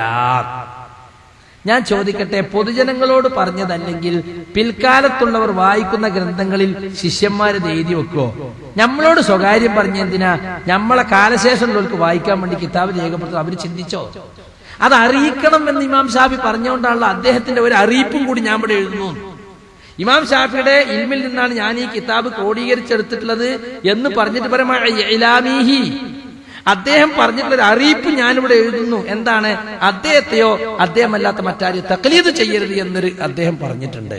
അത് ജനങ്ങളെ അറിയിക്കണം എന്നാ പറഞ്ഞത്, ശിഷ്യന്മാരോട് സ്വകാര്യം പറഞ്ഞതല്ല എന്ന് ഈ വാക്കിൽ നിന്നും നമുക്ക് കാണാൻ സാധിക്കും. മദ്ഹബിന്റെ ഇമാമിയങ്ങൾ ചിന്തിക്കുക പോലും ചെയ്യാത്ത ന്യായീകരണങ്ങളാണ് മദ്ഹബിനെ നിലനിർത്താൻ വേണ്ടി ഇപ്പോൾ കേരളത്തിലെ മദ്ഹബ് വാദികൾ പറഞ്ഞുകൊണ്ടിരിക്കുന്നത്. അതിൽപ്പെട്ട ഒരു കാര്യമാണ് ഇത്. എന്ത്? തഖ്ലീദ് ചെയ്യരുത്, കിതാബും സുന്നത്തും സ്വീകരിക്കണം എന്നൊക്കെ ഇമാമിയങ്ങൾ പറഞ്ഞത് തൊട്ടടുത്ത ശിഷ്യന്മാരോട് മാത്രം സ്വകാര്യം പറഞ്ഞതാണ്, പൊതുവായി പറഞ്ഞതല്ല, പൊതുജനങ്ങളെ അറിയിക്കാൻ പറഞ്ഞതല്ല എന്നത് ഇമാമിങ്ങൾ പറഞ്ഞിട്ടില്ല. നിങ്ങളോട് മാത്രം സ്വകാര്യം പറ, നിങ്ങൾ ആരോടും ഇനി മുണ്ടും വേണ്ട, നിങ്ങൾ ബൽദാകാൻ വേണ്ടി ഞാൻ പറഞ്ഞതാണ് എന്ന് ഇമാമ് പറഞ്ഞിടോ? അങ്ങനെയാണെങ്കിൽ ശിഷ്യന്മാര് അവരെ ഗ്രന്ഥങ്ങളിൽ രേഖപ്പെടുത്തി വെക്കോ പിൽക്കാലക്കാർക്ക് വായിക്കാൻ വേണ്ടി? അപ്പൊ സുഹൃത്തുക്കളെ, ഇമാമിങ്ങൾ പരസ്യമായി വരും കാലത്തുള്ളവർക്ക് എല്ലാവർക്കും, അവരെ ഗ്രന്ഥം വായിക്കുന്നവർക്ക് എല്ലാവർക്കും വേണ്ടി പറഞ്ഞ വർത്താനാണത്, അല്ലാതെ ശിഷ്യന്മാരോട് സ്വകാര്യം പറഞ്ഞതല്ല. ഇനി നിങ്ങൾ നോക്ക്, ഇമാം മാലിക് ബിൻ അനസ് റഹ്മത്തുള്ളാഹി അലൈഹി, ഇമാം മാലിക് ബിൻ അനസ് ഇമാം മുദാരിൽ ഹിജ്റ, മദീനയിലെ ഇമാം എന്നറിയപ്പെടുന്ന വ്യക്തിയാണ്. അദ്ദേഹത്തിന്റെ വളരെ പ്രസിദ്ധമായ ഒരു വാക്ക്, മാ മിൻ അഹദിൻ ഇല്ലാ വഹുവ മഅഖൂദുൻ മിൻ കലാമിഹി വ മർദൂദുൻ അലൈഹി ഇല്ലാ സാഹിബ ഹാദൽ ഖബർ. ഏതൊരു വ്യക്തിയുടെ വാക്കിലും എടുക്കേണ്ടതും ഒഴിവാക്കേണ്ടതും ഉണ്ടാവും, ഈ ഖബറിന്റെ ഉടമയായ റസൂലിന്റേതൊഴികെ. അതിന് ഒഴിവാക്കേണ്ട ഒന്നും ഉണ്ടാവില്ല, ഒക്കെ എടുക്കേണ്ടതുണ്ടാവും. മറ്റുള്ള ആരുടെ വാക്കെടുത്ത് നോക്കിയാലും തള്ളേണ്ടതും ഉണ്ടാകും, കൊള്ളേണ്ടതും ഉണ്ടാവും. അള്ളാന്റെ റസൂലിന്റെ വാക്കിൽ തള്ളേണ്ടതൊന്നും ഉണ്ടാവില്ല, കൊള്ളേണ്ടത് മാത്രമേ ഉണ്ടാവുള്ളൂ. ഇമാം മാലിക്കിനോട് അവിടുത്തെ ഭരണാധികാരി ചോദിച്ചു, നിങ്ങൾ കർമ്മശാസ്ത്ര വിഷയങ്ങളിൽ പ്രകടിപ്പിച്ച അഭിപ്രായങ്ങളെല്ലാം കൂടി ക്രോഡീകരിച്ചിട്ട് അത് നമ്മുടെ രാജ്യത്തിന്റെ ഒരു ശരീഅത്തായിട്ട് നിയമസംഹിതയായിട്ട് അങ്ങ് നടപ്പിലാക്കട്ടെ എന്ന് ചോദിച്ചു. അതേ സമ്മതിച്ചില്ല. ഇന്നത്തെ പണ്ഡിതന്മാരാണെങ്കിൽ അങ്ങനെയല്ലേ വേണ്ടത്. ഭരണാധികാരിയിൽ നിന്ന് കിട്ടുന്ന വലിയ അംഗീകാരം രാഷ്ട്രത്തിന്റെ ഭരണയന്ത്രം ഉപയോഗിച്ച് തന്റെ അഭിപ്രായങ്ങളൊക്കെ നാട്ടിൽ പ്രചരിപ്പിക്കാൻ വളരെ സന്തോഷമായിട്ട് സ്വീകരിക്കൂലേ? ഇമാം മാലിക് പറഞ്ഞു, പാടില്ല. ഞാൻ പഠിച്ചറിഞ്ഞ് ഞാൻ എത്തിച്ചേർന്ന നിഗമനങ്ങൾ അത് ഭരണയന്ത്രം ഉപയോഗിച്ച് നിങ്ങൾ നടപ്പിലാക്കുക അല്ലെങ്കിൽ അടിച്ചേൽപ്പിക്കുക എന്ന് പറയുന്നത് ശരിയല്ല. ആളുകൾ അവർ പഠിച്ചതനുസരിച്ച് പല അഭിപ്രായങ്ങളും എത്തിച്ചേർന്നിട്ടുണ്ടാകും, അതനുസരിച്ച് തെളിവ് നോക്കിയിട്ട് അവർ സ്വീകരിച്ചോട്ടെ എന്ന് പറഞ്ഞ് ഇമാം മാലിക് അതിന് സമ്മതം കൊടുത്തില്ല. എന്ന് മാത്രമല്ല, മരിക്കാൻ സമയത്ത് മരണാസന്നനായി കിടക്കുന്ന രോഗശയ്യയിൽ അദ്ദേഹം തേങ്ങി കരയുന്നത് കൂടെയുള്ളവർ കണ്ടു. ആളുകൾ ചോദിച്ചു, എന്തിനാണ് ഇമാം അവറുകളെ ഈ സമയത്ത് നിങ്ങൾ ഇങ്ങനെ കരയുന്നത്? അദ്ദേഹം പറഞ്ഞു, ഞാൻ ദീനീ വിഷയത്തിൽ കുറെ അഭിപ്രായം പറഞ്ഞു പോയിട്ടുണ്ട്, അതിനെ സംബന്ധിച്ച് എനിക്കിപ്പോ വല്ലാത്ത മനസ്താപം. ഞാൻ ആ പറഞ്ഞതിൽ വല്ല തെറ്റുണ്ടെങ്കിൽ ഞാനാണ് മരിച്ചുപോയി, ആളുകൾ ആ തെറ്റനുസരിച്ച് പ്രവർത്തിച്ച ഞാൻ കുറ്റക്കാരനാകുമല്ലോ എന്നുള്ള നിലക്കാണ് അദ്ദേഹം തേങ്ങുന്നത്. അപ്പോ കൂടി നിൽക്കുന്നവരിൽ ഒരാളൊരു സൂത്രം പറഞ്ഞു കൊടുത്തു, നിങ്ങള് ഇവിടെ കിടന്നിട്ട് ഞാനതൊക്കെ പിൻവലിച്ചു എന്നാണ് പറഞ്ഞാളി, ഞങ്ങൾ രക്ഷപ്പെട്ടില്ലേ. അങ്ങനെയാണ് ചില സൂത്രക്കാര് സൂത്രം പറഞ്ഞു കൊടുക്കുമല്ലോ. അദ്ദേഹം പറഞ്ഞു, ഞാൻ ഈ പായ കിടന്നിട്ട്, ഈ കിടക്കെ കിടന്നിട്ട്, വിരിപ്പ് കിടന്നിട്ട് ഞാനത് പിൻവലിച്ചു എന്ന് പറഞ്ഞാൽ ആരറിയാനാ? അതുമായി ജനങ്ങൾ നാടാകെ പരന്നു കഴിഞ്ഞില്ലേ എന്ന് പറഞ്ഞിട്ട് ഇമാം മാലിക് വീണ്ടും കരച്ചിൽ തുടർന്നു എന്ന് ചരിത്രത്തിൽ നാം വായിക്കുന്നു. നോക്കൂ നിങ്ങൾ, അവരൊക്കെ സൂക്ഷ്മത എന്താണ്. നാളെ പരലോകത്ത് വെച്ച് റസൂലുള്ളാഹിനെ കാണുമ്പോ റസൂലുള്ളാഹി സ്വല്ലല്ലാഹു അലൈഹി വസല്ലം കൊണ്ടുവന്ന ദീനില് റസൂലുള്ളാഹി സ്വല്ലല്ലാഹു അലൈഹി വസല്ലം പഠിപ്പിക്കാത്ത എന്തെങ്കിലും ഈ മാലിക് പറഞ്ഞു വെച്ചിട്ടുണ്ടെങ്കിൽ റസൂലിന്റെ മുഖത്ത് ഞാൻ എങ്ങനെ നോക്കും എന്ന ബേജാറാണ് അവർക്കൊക്കെ യഥാർത്ഥത്തിൽ ഉണ്ടായിരുന്നത്. അള്ളാഹുവിന്റെ കോടതിയിൽ വെച്ച് മാലിക്കേ, ഈ ദീനിൽ ഇല്ലാത്ത നീ പറഞ്ഞല്ലേ എന്ന് പറഞ്ഞാൽ എന്തായിരിക്കും എന്റെ സ്ഥിതി എന്നായിരുന്നു അവരുടെയൊക്കെ ബേജാർ. അപ്പൊ 3 ഇമാമിങ്ങളുടെ ഞാൻ പറഞ്ഞു കഴിഞ്ഞു. ഇമാം അബൂ ഹനീഫ, ഇമാം ഷാഫിഈ, ഇമാം മാലിക്. ഇനി 4ാമത്തെ മദ്ഹബിന്റെ ഇമാമായി അറിയപ്പെടുന്ന ഇമാമു അഹ്ലുസുന്ന എന്ന പേരിൽ അറിയപ്പെട്ട അഹ്മദ് ബിൻ ഹംബൽ ശൈബാനി റഹിമഹുല്ലാഹ്. അദ്ദേഹം പറഞ്ഞത് എന്താ അറിയങ്ങള്? ലാ തുഖല്ലിദ്നി വലാ തുഖല്ലിദന്ന മാലികൻ വലൽ ഔസാഇയ വലൻ നഖഇയ വഖുദിൽ അഹ്കാമ മിൻ ഹൈതു അഖദൂ മിനൽ കിതാബി വസ്സുന്നah. ലാ തുഖല്ലിദ്നി, എന്നെ നീ തഖ്ലീദ് ചെയ്യല്ലേ. ഈ തഖ്ലീദ് എന്നുള്ള വാക്ക് മാല ഇട്ട് കൊടുക്കുക എന്നാണ് യഥാർത്ഥത്തിൽ അതിന്റെ അർത്ഥം. അത് അന്ധമായ അനുകരണത്തിന് പിൽക്കാലത്ത് ഉപയോഗിച്ചതാ. ഇമാം അഹമ്മദിന്റെ കാലമായപ്പോഴേക്കും ആ അർത്ഥത്തിൽ അത് ഉപയോഗിക്കാൻ തുടങ്ങിയത് കൊണ്ടാണ് അദ്ദേഹം ആ വാക്ക് തന്നെ ഉപയോഗിച്ചത്, യഹ്യൽ മുസ്നി ഉപയോഗിച്ചതുപോലെ. ലാ തുഖല്ലിദ്നി, എന്നെ നീ തഖ്ലീദ് ചെയ്യല്ലേ. വലാ തുഖല്ലിദന്ന മാലികൻ, ഇമാം മാലിക്കിനെയോ ഇമാം ഔസാഇയെയോ ഇമാം ഇബ്രാഹിം നഖഇയെയോ ആരെയും നീ കണ്ണടച്ച് അനുകരിക്കല്ലേ. അവരെല്ലാം ദീനിന്റെ അഹ്കാമുകൾ എവിടുന്നാ സ്വീകരിച്ചത്? മിനൽ കിതാബി വസുന്ന, കിതാബെന്ന് സുന്നത്തെന്നാണ്. അവിടുന്ന് നീയും സ്വീകരിച്ചു കൊള്ളുക. കണ്ടോ, എന്റെ വാക്കെടുത്തോളി, ഞാനൊക്കെ പഠിച്ചിട്ടുണ്ട്, എന്റെ വാക്ക് ദീനിൽ തെളിവാണെന്ന് ഒരൊറ്റ ഇമാമും പറഞ്ഞിട്ടില്ല. ഞങ്ങളെ തഖ്ലീദ് ചെയ്യണം അല്ലെങ്കിൽ ഞങ്ങളുടെ മദ്ഹബ് തഖ്ലീദ് ചെയ്യണമെന്ന് ഒരു ഇമാമും പറഞ്ഞിട്ടില്ല. അതുകൊണ്ട് തന്നെ മദ്ഹബ് തഖ്ലീദ് ചെയ്യുക എന്നത് ഇമാമുകളുടെ വസിയ്യത്തിന് എതിരാണ്. ഈ വസിയ്യത്തുകളെ മൂടി വെച്ചുകൊണ്ടാണ് മദ്ഹബുകളെ തഖ്ലീദ് ചെയ്യൽ നിർബന്ധമാണ് എന്ന് ഇവിടെ പ്രചരിപ്പിച്ചു കൊണ്ടിരിക്കുന്നത്. എത്രത്തോളം എന്ന് വെച്ചാൽ കേരളത്തിലെ ഷാഫികള്, അവരെ സംബന്ധിച്ച് അവർ തന്നെ എഴുതിയൊരു വാക്ക് കേട്ടോളൂ നിങ്ങള്. അസം മുസ്ലിയാരുടെ ഖുർആൻ പരിഭാഷക്കെതിരുള്ള പുസ്തകത്തിന്റെ മുഖവരയിൽ കാണാം, ആ സംഘടനയുടെ സാരഥികൾ, അതായത് സമസ്തന്റെ സാരഥികൾ നെഞ്ഞൂക്കുള്ള പണ്ഡിതന്മാരും ശാഫിഈ മദ്ഹബിലെ ബലപ്പെട്ട ന്യായങ്ങൾ ആസ്പദമാക്കി ജീവിക്കുന്നവരുമാണ്. ഏതു തരത്തിലുള്ള എതിരാളികളിൽ നിന്നും പ്രസ്തുത അടിസ്ഥാനങ്ങളെ സംരക്ഷിക്കുകയും ആ പന്ഥാവിലേക്ക് ജനങ്ങളെ നയിക്കുകയും ചെയ്യുന്നത് അവരത്രേ. ഇ.കെ. അസം മുസ്ലിയാർ തഹദീറുൽ ഇഖ്വാൻ മിൻ തർജമത്തുൽ ഖുർആൻ എന്ന പുസ്തകത്തിൽ എഴുതിയിട്ടുള്ളതാണ്. അപ്പോ സമസ്തയുടെ സാരഥികൾ ശാഫിഈ മദ്ഹബിലെ ബലപ്പെട്ട ന്യായങ്ങൾ നോക്കി ജീവിക്കുന്നവരാണ്. മൂപ്പരയില് ഖുർആൻ പരിഭാഷ ശാഫിഈ മദ്ഹബ് അനുസരിച്ച് തെറ്റാണ് എന്ന് പറയാൻ വേണ്ടിയാണ് യഥാർത്ഥത്തിൽ ഇത് പറഞ്ഞിട്ടുള്ളത്. എന്നാ സുഹൃത്തുക്കളെ, ഞാൻ ഈ വായിച്ച ഉദ്ധരണികളൊക്കെ ഇമാമിങ്ങൾ ആരും തന്നെ തങ്ങളെ തഖ്ലീദ് ചെയ്യണം എന്ന് പറഞ്ഞിട്ടില്ല എന്ന് വ്യക്തമായി തെളിയിക്കുന്ന വചനങ്ങളാണ്, അല്ലെങ്കിൽ ഇമാമുകളുടെ ഇബാറത്തുകളാണ്. ഞാനിത് പറഞ്ഞെന്താ അറിയും, ഞങ്ങള് ഇബാറത്തുകൾ വായിക്കുമ്പോ ഇവരെ അധികം പറയുന്നത് എന്താ അറിയാം, മുജാഹിദ് മൗലിമാർക്ക് എനിക്ക് കിതാബില്ല ഇബാറത്ത് തിരിയും. ഒരു മലയാളത്തിലെ ബുക്ക് വായിച്ചാണ്ട് അൽമനാർ വായിക്കുക, അല്ലെങ്കിൽ വിചിന്തനം വായിക്കുക, അങ്ങനെ മലയാളത്തിലെ ബുക്ക് വായിച്ചു വെച്ച മൗലിമാർ കിതാബ് ഓതിയിട്ടില്ലല്ലോ എന്നാണ്. ശരി, കിതാബ് ഓതിയ മൗലിമാര് ഈ പറഞ്ഞ ഇബാറത്തുകളൊക്കെ ഇല്ലാത്തതാണോ, സക്കരിയ സലാഹി സ്വന്തം പോക്കറ്റിൽ നിന്ന് എടുത്ത് പറഞ്ഞതാണോ എന്ന് ജനങ്ങൾക്കൊന്ന് പറഞ്ഞു കൊടുക്കട്ടെ. ഏതെങ്കിലും ഒരു ഇമാമ് തന്നെ തഖ്ലീദ് ചെയ്യണം എന്ന് പറഞ്ഞ ഒരു വാചകം അവർ ജനങ്ങളെ പഠിപ്പിക്കട്ടെ. പിൽക്കാലത്ത് മദ്ഹബി പക്ഷപാതിത്വം തലക്കു കയറിയവര് 4/1 മദ്ഹബ് ബിംബത്തിൽ ഫറലാണെന്നും അല്ലെങ്കിൽ ദീനിന്ന് പുറത്തു പോകുന്നും അവൻ പഴച്ചവനാണെന്നും ഒക്കെ പിൽക്കാലത്ത് പറഞ്ഞു വരുത്തിയതല്ലാതെ ഒരിക്കലും സുഹൃത്തുക്കളെ ഇമാമിയങ്ങൾ അത് പറഞ്ഞിട്ടില്ല. ഇനി മദ്ഹബിനെ ന്യായീകരിക്കാൻ വേണ്ടി നമ്മുടെ നാട്ടിലെ മുസ്ലിയാക്കന്മാര് പറയുന്ന മറ്റൊരു ന്യായം എന്താ അറിയോ, 10 ലക്ഷത്തോളം ഹദീസുകൾ ഉണ്ടായിരുന്നു. എന്നാൽ ഇന്ന് നിലവിലുള്ള മുഴുവൻ ഹദീസിന്റെ കിതാബുകളും ഒരുമിച്ച് കൂട്ടിയാലും ഏതാണ്ട് 1 ലക്ഷം മാത്രമേ ഗ്രന്ഥങ്ങളിൽ കാണുകയുള്ളൂ. അപ്പൊ ബാക്കി 9 ലക്ഷം എവിടെ പോയി? അത് ഇമാമിങ്ങളുടെ മനസ്സിലാണ്. അവർ ആ 9 ലക്ഷവും കൂടി മനസ്സിൽ വെച്ചുകൊണ്ടാണ് ഓരോ മസ്അലകൾക്കും മറുപടി പറഞ്ഞിട്ടുള്ളത്, ഫത്വകൾ കൊടുത്തിട്ടുള്ളത്. അതുകൊണ്ട് മദ്ഹബുകളെ നമ്മൾ പിൻപറ്റിയാൽ ഇന്ന് കിതാബിലുള്ള 1 ലക്ഷവും കിട്ടി, നഷ്ടപ്പെട്ട 9 ലക്ഷവും കിട്ടി. വഹാബികൾക്ക് 10-1 കിട്ടിയിട്ടുള്ളൂ, ഒരു കിതാബിലുള്ളത് മാത്രമേ നോക്കുള്ളൂ, ഇമാമിങ്ങൾ എടുക്കൂല. നോക്കണം നിങ്ങൾ. ഇതിനാദ്യത്തെ മറുപടി എന്തായോ? ഇതാര് പറഞ്ഞതാ? ഇമാമിങ്ങൾ പറഞ്ഞോ? ഞങ്ങൾക്ക് 10 ലക്ഷം ഹദീസ് കിട്ടിയിട്ടുണ്ട്, അതിൽ 9 ലക്ഷം മിണിങ്ങിയിട്ട് 1 ലക്ഷം ഞങ്ങൾ പുറത്തു വിട്ടിട്ടുള്ളൂ. ഞങ്ങൾ പറയണത് ആ 9 കൂടി മനസ്സിൽ വെച്ചിട്ടാണ്. അതുകൊണ്ട് ഞങ്ങൾ എന്ത് പറഞ്ഞാലും അത് ഹദീസിന് യോജിച്ചതാണ്. ഞങ്ങളെ വാക്കെടുത്ത അങ്ങക്ക് 9 ലക്ഷവും കിട്ടി, പിന്നെ പ്ലസ് 1 ലക്ഷവും 10 ലക്ഷവും കിട്ടി എന്ന് ഇമാമിങ്ങൾ പറഞ്ഞിട്ടുണ്ടോ? ഇല്ല. ഇമാമിങ്ങൾ പറയാത്തത് ഇമാമിങ്ങളെ പറ്റി ഇവര് പറഞ്ഞിട്ടുണ്ടാക്കാണ്. കിട്ടിയ ഹദീസുകൾ ശേഷക്കാർക്ക് റിവായത്ത് ചെയ്തു നൽകാതെ പൂഴ്ത്തി വെച്ചു. സുബ്ഹാനല്ലാഹ്, ഇൽമു മറച്ചുവെക്കൽ വലിയ കുറ്റ. മൻ സുഇല അൻ ഇൽമിൻ ഫഖതമഹു ഉൽജിമ യൗമൽ ഖിയാമത്തി ബിൽ ഇജാം മിനൻ നാർ. ആരെങ്കിലും ഒരു ശർഈയായ ഇൽമിനെ സംബന്ധിച്ച് ചോദിച്ചു, അയാൾക്കത് അറിയാം, എന്നിട്ടും അയാൾ ജനങ്ങളോട് പറയാതെ മൂടി വെച്ചാൽ നാളെ നരകത്തിയാൽ അയാൾ കടിഞ്ഞാണിടപ്പെടുന്നതാണെന്ന് റസൂലുള്ളാഹി സ്വല്ലല്ലാഹു അലൈഹി വസല്ലം പറഞ്ഞിട്ടുണ്ട്.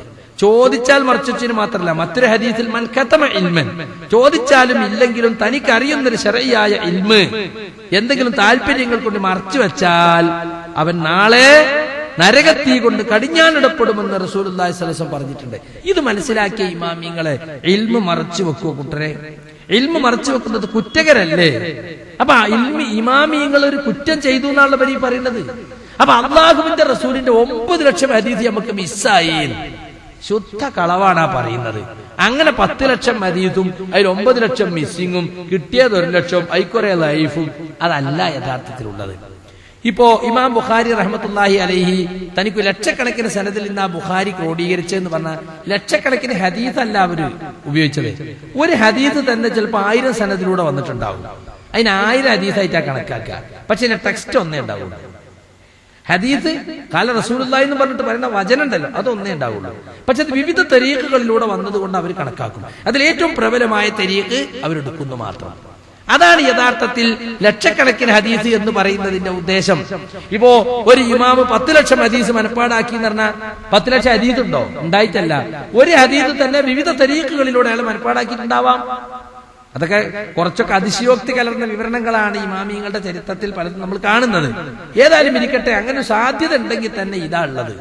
അപ്പൊ ലക്ഷക്കണക്കിന് ഹദീസുകൾ ഉണ്ടായിരുന്നു, 9 ലക്ഷവും മിസ്സായി എന്ന് ഇമാമിങ്ങൾ പറഞ്ഞ വാക്കല്ല, ഇവര് പിൽക്കാലത്ത് പറഞ്ഞുണ്ടാക്കിയതാണ്. ഞങ്ങൾ പറഞ്ഞതെല്ലാം ഹദീസിന്റെ അടിസ്ഥാനത്തിലാണ്, അതുകൊണ്ട് ഞങ്ങളെ തഖ്ലീദ് ചെയ്താൽ മതി എന്ന് ഇമാമിങ്ങൾ പറഞ്ഞിട്ടില്ല. 9 ലക്ഷം മനസ്സിൽ വെച്ചിട്ട് 1 ലക്ഷം ഞങ്ങൾ പുറത്തു വിട്ടിട്ടുള്ളൂ എന്നും ഇമാമിങ്ങൾ പറഞ്ഞിട്ടില്ല. അതെല്ലാം മദ്ഹബിനെ വിടാൻ തയ്യാറില്ലാത്ത മുസ്ലിയാക്കന്മാര്, മദ്ഹബിൽ ഊട്ടി വളർത്തപ്പെട്ടവർ മദ്ഹബിനെ വഴിവിട്ട് ന്യായീകരിക്കാൻ വേണ്ടി പറയുന്ന ദുർന്യായങ്ങളാണ് എന്ന് മാത്രമേ അതിനെ സംബന്ധിച്ച് പറയാറുള്ളൂ. പിന്നെ ഇവർക്കൊരു വാദമുണ്ട്. സലഫികള് പറയുന്നത് എല്ലാവരും മുജ്തഹിദാകണം എന്നാണ്, ഓരോ മുജാഹിദ് പ്രവർത്തകരും മുജ്തഹിദാണ്. പിന്നെ ഒന്നുകിൽ തഖ്ലീദ് അല്ലെങ്കിൽ ഇജ്തിഹാദ്, അതല്ലാത്ത ഒന്ന് ഇല്ലേ ഇല്ല. തഖ്ലീദ് എന്ന് പറഞ്ഞാൽ എന്താ? തെളിവും ന്യായവും നോക്കാതെ മദ്ഹബിന്റെ കിതാബിലുള്ളത്, ഇമാമിങ്ങൾ പറഞ്ഞത്, ഉസ്താദ് പറഞ്ഞത് കണ്ണടച്ച് തഖ്ലീദ് ചെയ്യാം. അതല്ലെങ്കിൽ പിന്നെ ഖുർആനും സുന്നത്തും മുമ്പിൽ വെച്ചിട്ട് ഗവേഷണം നടത്തിയിട്ട് മതവിധികൾ കണ്ടെത്തുക. അതിനാണ് ഇജ്തിഹാദ് എന്ന് പറയാം. അപ്പൊ തഖ്ലീദ് ഇല്ല എന്ന് പറഞ്ഞാൽ ഇജ്തിഹാദ് ആണ്.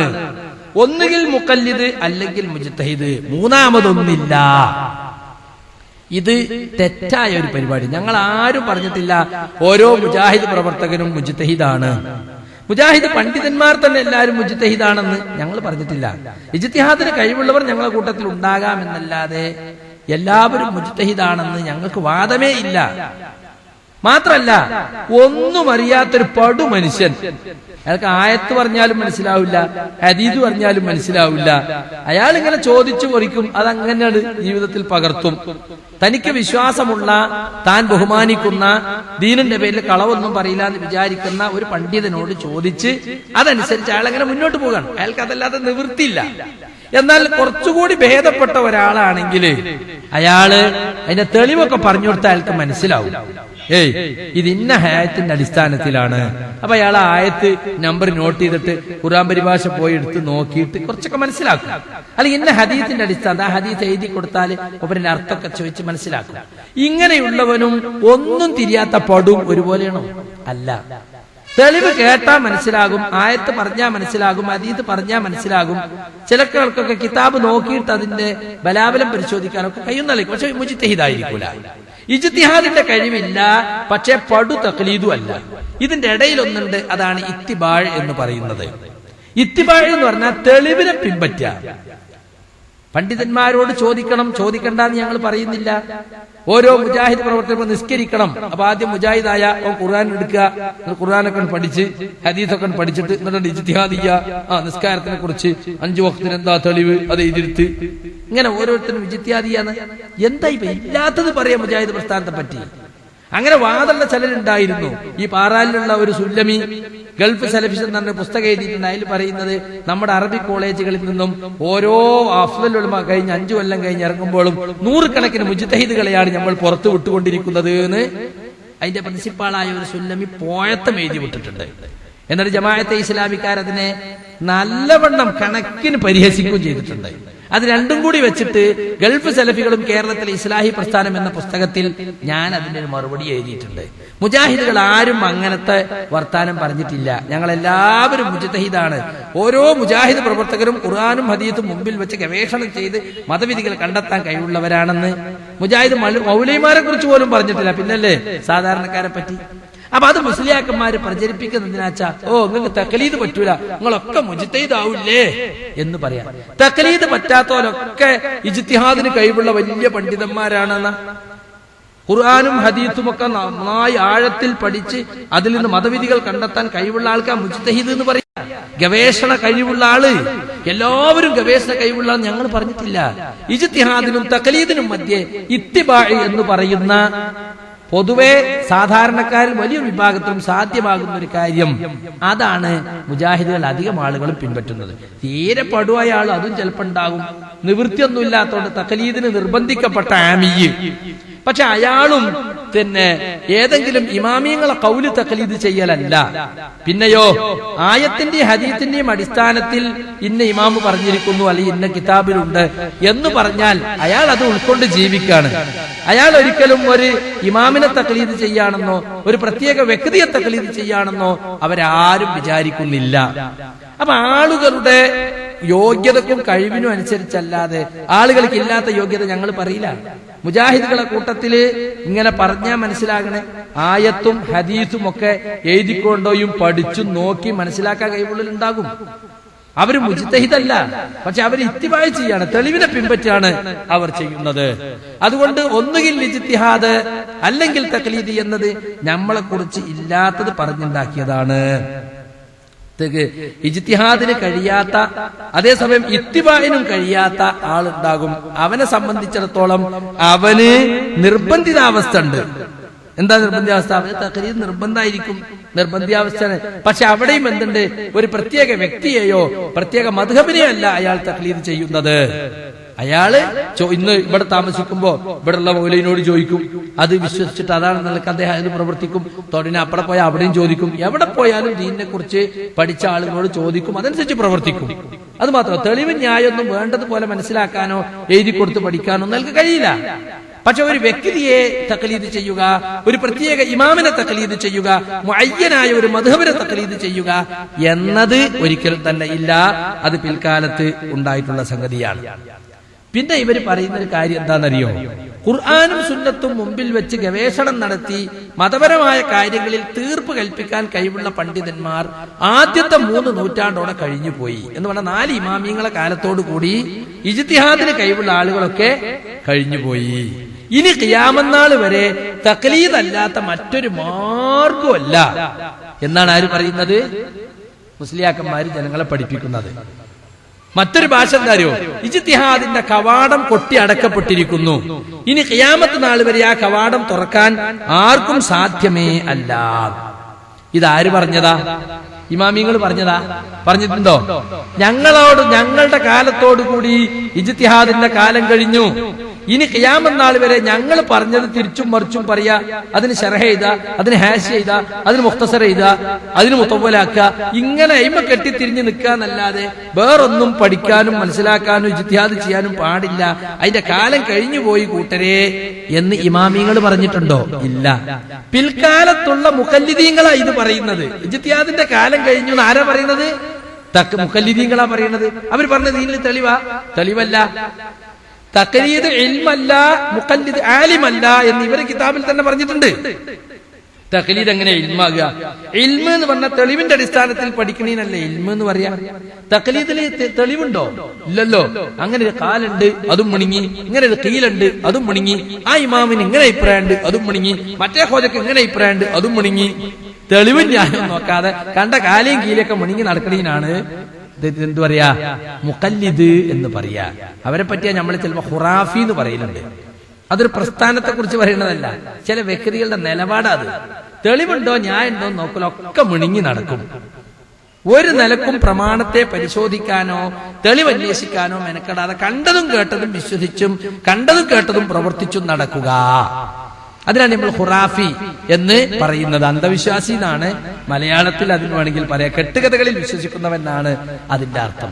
അപ്പൊ സുഹൃത്തുക്കളെ, ഇജ്തിഹാദിന്റെ കാലം കഴിഞ്ഞിട്ടില്ല. ഖുർആനും ഹദീസും എല്ലാ കാലത്തേക്കുള്ളതാണ്. ഖിയാമത്ത് നാൾ വരെ മുസ്ലിം സമുദായത്തിൽ നൂതനങ്ങളായ പുതിയ പുതിയ പ്രശ്നങ്ങൾ ഉടലെടുത്തുകൊണ്ടേയിരിക്കും. അപ്പൊ ആ പ്രശ്നങ്ങൾക്ക് എന്തു പരിഹാരം നിർദ്ദേശിക്കണം എന്ന് പഠിച്ചു മനസ്സിലാക്കിയ പണ്ഡിതന്മാരാ മറുപടി പറയേണ്ടത്. ഇപ്പൊ റസൂലുള്ളാഹി സ്വല്ലല്ലാഹു അലൈഹി വസല്ലമയുടെ കാലത്ത് സിനിമ അല്ല, ഇന്ന് സിനിമ വ്യാപകമാണ്. അപ്പൊ സിനിമന്റെ ഹുക്കം എന്താ? അത് ഹറാമോ ഹലാലോ? അത് ഇമാം ഷാഫിന്റെ കിതാബിൽ നോക്കിയാൽ കിട്ടൂല. കിട്ടുവോ? അന്ന് സിനിമ അല്ലാലോ. അപ്പോ പിൽക്കാലത്ത് വന്ന മുസ്ലിം പണ്ഡിതന്മാര് എന്താ സിനിമയിലുള്ള വിഷയം എന്താ? ഒന്ന് ഫോട്ടോ എടുക്കലാണ്. അതിന്റെ ഹുക്കം എന്താ? അത് തന്നെ ഔറത്ത് മറച്ചും മറക്കാതെയും ആണും പെണ്ണും കൂടിക്കലർന്നും അന്യ പെണ്ണ് അന്യ പുരുഷന്റെ തോളിൽ കൈയിട്ടും ഇതിലൊക്കെ ഇസ്ലാമിന്റെ ഹുക്കം എന്താ? അന്യ ആളുകളുടെ ഔറത്ത് നോക്കൽ, നേർക്ക് നോക്കിയാലും ഫിലിമിലേക്ക് നോക്കിയാലും അതിന്റെ ഹുക്കം എന്താ? ഇങ്ങനെയുള്ളതൊക്കെ പാടെടുത്ത് വെച്ചിട്ട് സിനിമന്റെ ഒരു ഹുക്കുമെന്ന് പറയും. അതിനാണ് ഇജ്തിഹാദ് എന്ന് പറയാ. അതിനാണ് ഖിയാസ് എന്ന് പറയാ. പ്രമാണങ്ങൾ ഉണ്ടുമ്പോ വാദപ്രതിവാദത്തിലൊക്കെ പറയലോ. ഒന്നാം പ്രമാണം വിശുദ്ധ ഖുർആൻ, 2 സ്വഹീഹായ ഹദീസ്, 3 സ്ഥിരപ്പെട്ട ഇജ്മാ, 4 വ്യക്തമായ ഖിയാസ്. എന്താ ഖിയാസ് എന്ന് പറഞ്ഞ? ഖിയാസ് എന്താ? റസൂലുള്ളാഹി സ്വല്ലല്ലാഹു അലൈഹി വസല്ലമയുടെയും സഹാബത്തിന്റെയും കാലത്തില്ലാത്ത ഒരു പുതിയ പ്രശ്നം ഉണ്ടായി. അപ്പോൾ ആ പ്രശ്നത്തിന് എന്ത് വിധിയാ നമ്മൾ പറയേണ്ടത്? ഇതിന് തുല്യമായ, ഇതിനോട് സമാനതയുള്ള വല്ല കാര്യങ്ങളും ആ കാലത്ത് ഉണ്ടായിട്ടുണ്ടോ നോക്കുക. എന്നിട്ട് അതിന് അന്ന് അവരെന്ത് വിധിയാണ് പറഞ്ഞത്, ആ വിധി ഇന്നത്തെ ഈ പുതിയ പ്രശ്നത്തിന് വെക്കാൻ പറ്റുമോ നോക്കുക. അതിനാണ് ഖിയാസ് എന്ന് പറയാ. ഭാഷയിൽ തുലനപ്പെടുത്തുക.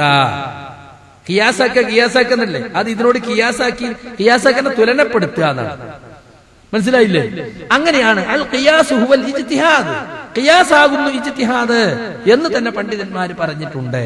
അതുകൊണ്ട് സുഹൃത്തുക്കളെ, ഇജ്തിഹാദിന് കഴിവുള്ള പണ്ഡിതന്മാർ എല്ലാ കാലത്തും ഉണ്ടായിരിക്കണം.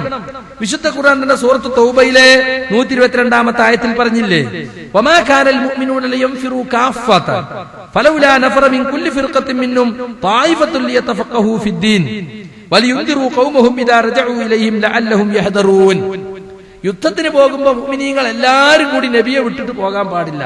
കുറച്ച് ആളുകൾ റസൂലുള്ളാഹിന്റെ കൂടെ തന്നെ നിൽക്കണം. അതെന്തിനാ? യുദ്ധത്തിന് പോയവർ തിരിച്ചു വന്നാൽ ഇവർ ദീനിൽ ആഴത്തിൽ റസൂലിൽ നിന്ന് അറിവ് നേടിയിട്ട് തിരിച്ചു വരുമ്പോൾ അവർക്ക് മുന്നറിയിപ്പ് കൊടുക്കണം. അപ്പൊ ദീൻ ആഴത്തിൽ പഠിക്കുകയും ദീൻ മറ്റുള്ളവർക്ക് എത്തിച്ചു കൊടുക്കുകയും ചെയ്യാൻ വേണ്ടി ഒഴിഞ്ഞിരിക്കുന്ന ഒരു വിഭാഗം എല്ലാ കാലത്തും ഉണ്ടാകണം. ഈ ആയത്തിന്റെ അടിസ്ഥാനത്തിലാണ് മുജ്തഹിദുകളായ ആളുകൾ ഉണ്ടാവുക എന്നത് മുസ്ലിം സമുദായത്തിന് ഫർള് കിഫാണ് എന്ന് പറയുന്നത്. അതുകൊണ്ടാണ് നമ്മള് വലിയ വലിയ ദീനീ സ്ഥാപനങ്ങളൊക്കെ ഉണ്ടാക്കി പണ്ഡിതന്മാരെ വാർത്തെടുക്കാൻ വേണ്ടി നമ്മൾ സംഭാവന കൊടുത്തും ഭക്ഷണം കൊടുത്തും ഇതിനെ പ്രോത്സാഹിപ്പിക്കണം. എന്തിനാ? ദീനിയായ ഒരു കാര്യം ചെന്ന് ചോദിക്കാൻ നമുക്ക് പണ്ഡിതന്മാർ വേണം. അങ്ങനെയുള്ള പണ്ഡിതന്മാരെ വാർത്തെടുക്കല് മുസ്ലിം ഉമ്മത്തിന്റെ ബാധ്യതയാണ്. അല്ലെങ്കിൽ എന്താ ഉണ്ടാകുക? അവസാന കാലത്തെ കുറിച്ച് റസൂല് പറഞ്ഞിട്ടുണ്ട്, വിജ്ഞാനം ഉയർത്തപ്പെടും, ശർഈയായ ഇൽമുള്ളവർ കുറയും, പണ്ഡിതന്മാര് മരിച്ചു തീരും. പണ്ഡിതന്മാർ ഓരോരുത്തരായി മരിച്ചു തീരുമ്പോ ഒരൊറ്റ ആലിമും ബാക്കിയില്ലാത്ത കാലം വരും. അപ്പൊ ജനങ്ങൾ ഇത്തഖദന്നാസു റൂസൻ ജുഹാല, വിവരം കെട്ട ജാഹിലുകളെ ആളുകൾ നേതാക്കന്മാരാക്കും. ഫസുഇലു അവരോട് ചോദ്യം ചോദിക്കും, ഫഅഫ്തൂ ബിഗൈരി ഇൽമിൻ ഒരു ഇൽമുമില്ലാതെ അവർ ഫത്വ കൊടുക്കും, ഫളല്ലു ഫഅളല്ലു അവർ പിഴക്കും, ജനങ്ങളെ പിഴപ്പിക്കുകയും ചെയ്യും. കണ്ടോ?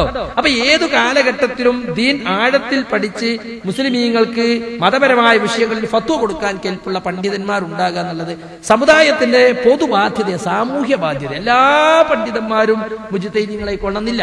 പക്ഷെ ഇജ്തിഹാദിന് കഴിവുള്ളവർ എല്ലാ കാലത്തും വേണം. വലിയ പ്രശ്നങ്ങൾ വരുമ്പോൾ അവരിലേക്ക് മടങ്ങണം, അവരോട് ചോദിക്കണം, അവരതിനുവേണ്ടി മാത്രം ഒഴിഞ്ഞിരിക്കണം.